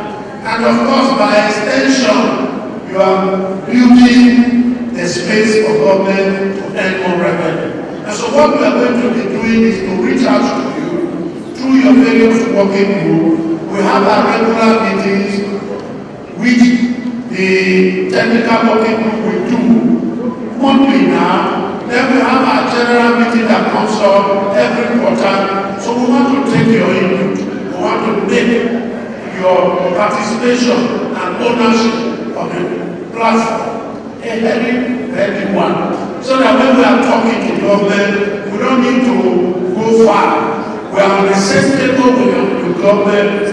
We are making our suggestions. We are seeing the implementation. We are asking questions whether the suggestions we made, the agreement we reached with government, are they implemented? There is no more writing in the letter. It's on the table. We want to thank our partner, the GIZ, who has enabled us, assisted us to build this collaborative platform.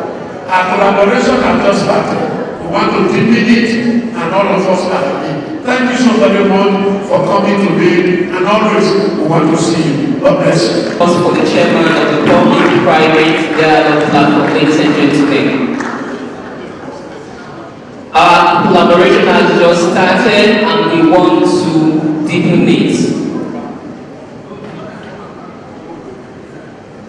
What we're doing with Edo State government, the level of transformation and intervention which we want to buy in, we want to have the contact of all people, is that we are signing on and say, government, we're ready to work with you.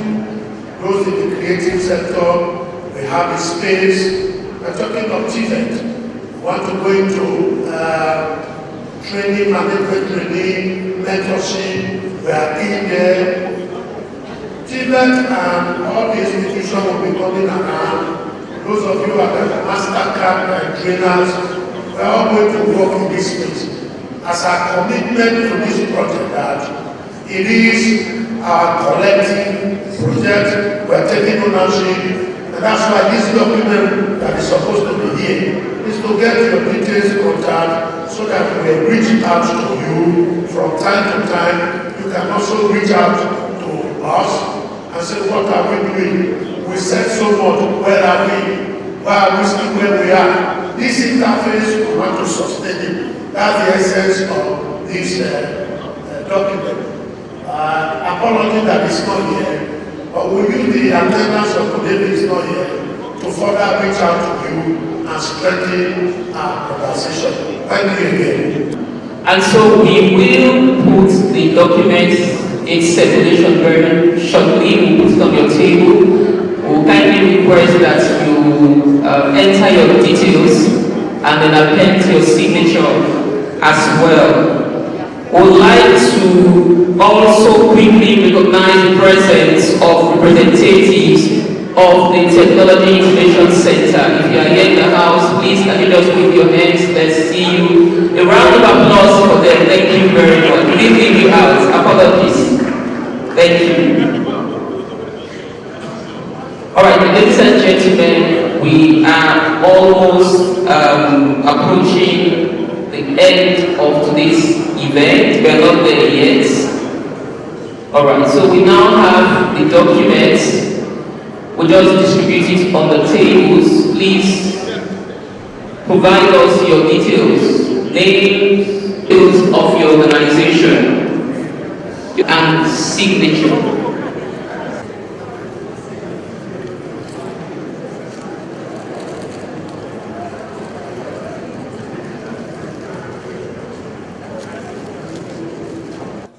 My name is Ekato Somagbe. I'm a student of Benin Technical College. And my department is Kitchen Tech 1. Please, let's just take And what we mainly do in our department is to prepare culinary dishes, both local and international. Different type of food, ranging from drinks, international drinks, and also local drinks. Right now, I can cook different dishes, both continental and local dishes. And also I can present drinks. Yeah. My name now, Obine Favor from Benin Technical College. I did catering department. I come talk about the poem where I talk earlier for stage. Now the poem they tell us the importance of technical education. I say they important for the society because everybody now is not girl go feed without technical education. For example, now agriculture, even all these caterers where they cook our food, they say they teach them for our school. Toby Okuniwa Miari. I attend Benin Technical College. I did electrical voc. The level of transformation and intervention. Throughout my past 2 years for this school, I don't learn different things. For my domestic installation, don't learn various ways of wiring a house, both a bungalow, a passage house, a four-story building, a duplex. Can wire that. Also, we have learned also calculations concerning electricity, and also they also teach us normal subjects or normal schools. It's just physics, chemistry, and other subjects too.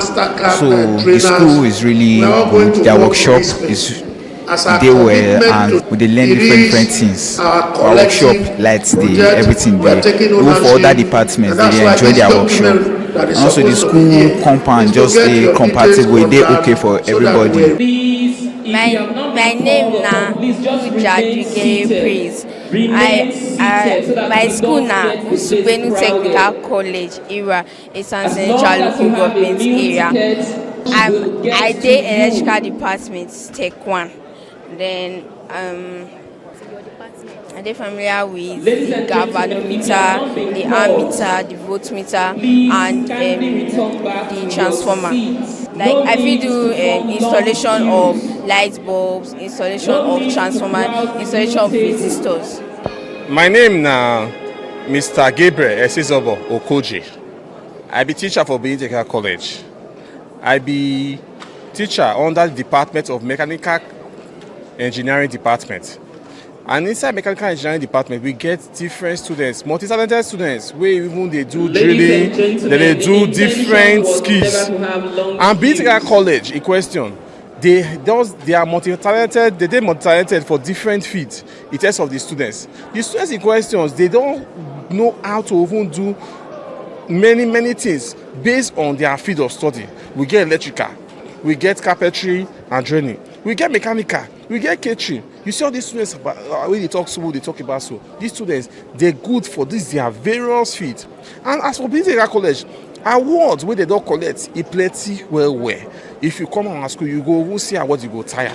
Of recently, we just found out, we just carry awards for World Theatre Day as the best students for we perform well for World Theatre Day. Our students, they do well. You see the way they do spoken word just now. Spoken word they do. Not be say we just give them maybe record, maybe they record after their head. No, they read down, they understand them, and they speak and come out. Now it be our students. Our students could fit deliver anytime, any day. They monitored. You see education week we will get so this 24th education week.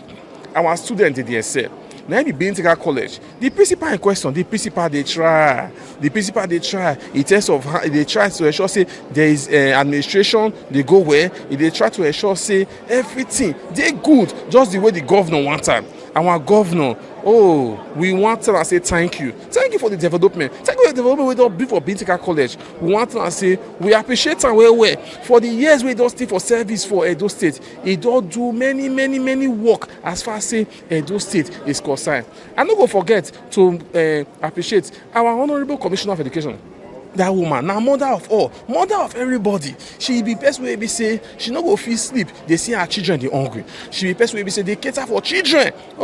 She even create training to train the children. Say okay, even outside their field of study, make them sabi different talents. Our students they sing, our students they dance, our students they act, our students do different things. They multi-talented. We don't need to go bring people from outside. They can't perform all these things for us. No, now our students will they use till they perform all these things for these various functions who they do for Edo State. I want to say thank you, Mama. Thank you, Mama. Mama, we appreciate you. I don't go forget to at least appreciate our executive secretary for our board, technical board. That man, he dey work bati. The man dey ensure say at least a technical education for both Afuze, for Igara, for Benin Technical College, for Irua, for even for different to ensure say at least it go worldwide, to ensure say everybody they dey on their tools, to ensure say at least they work according to the scheme of work where they provided for them. I want to appreciate all of them. Thank you and God bless you.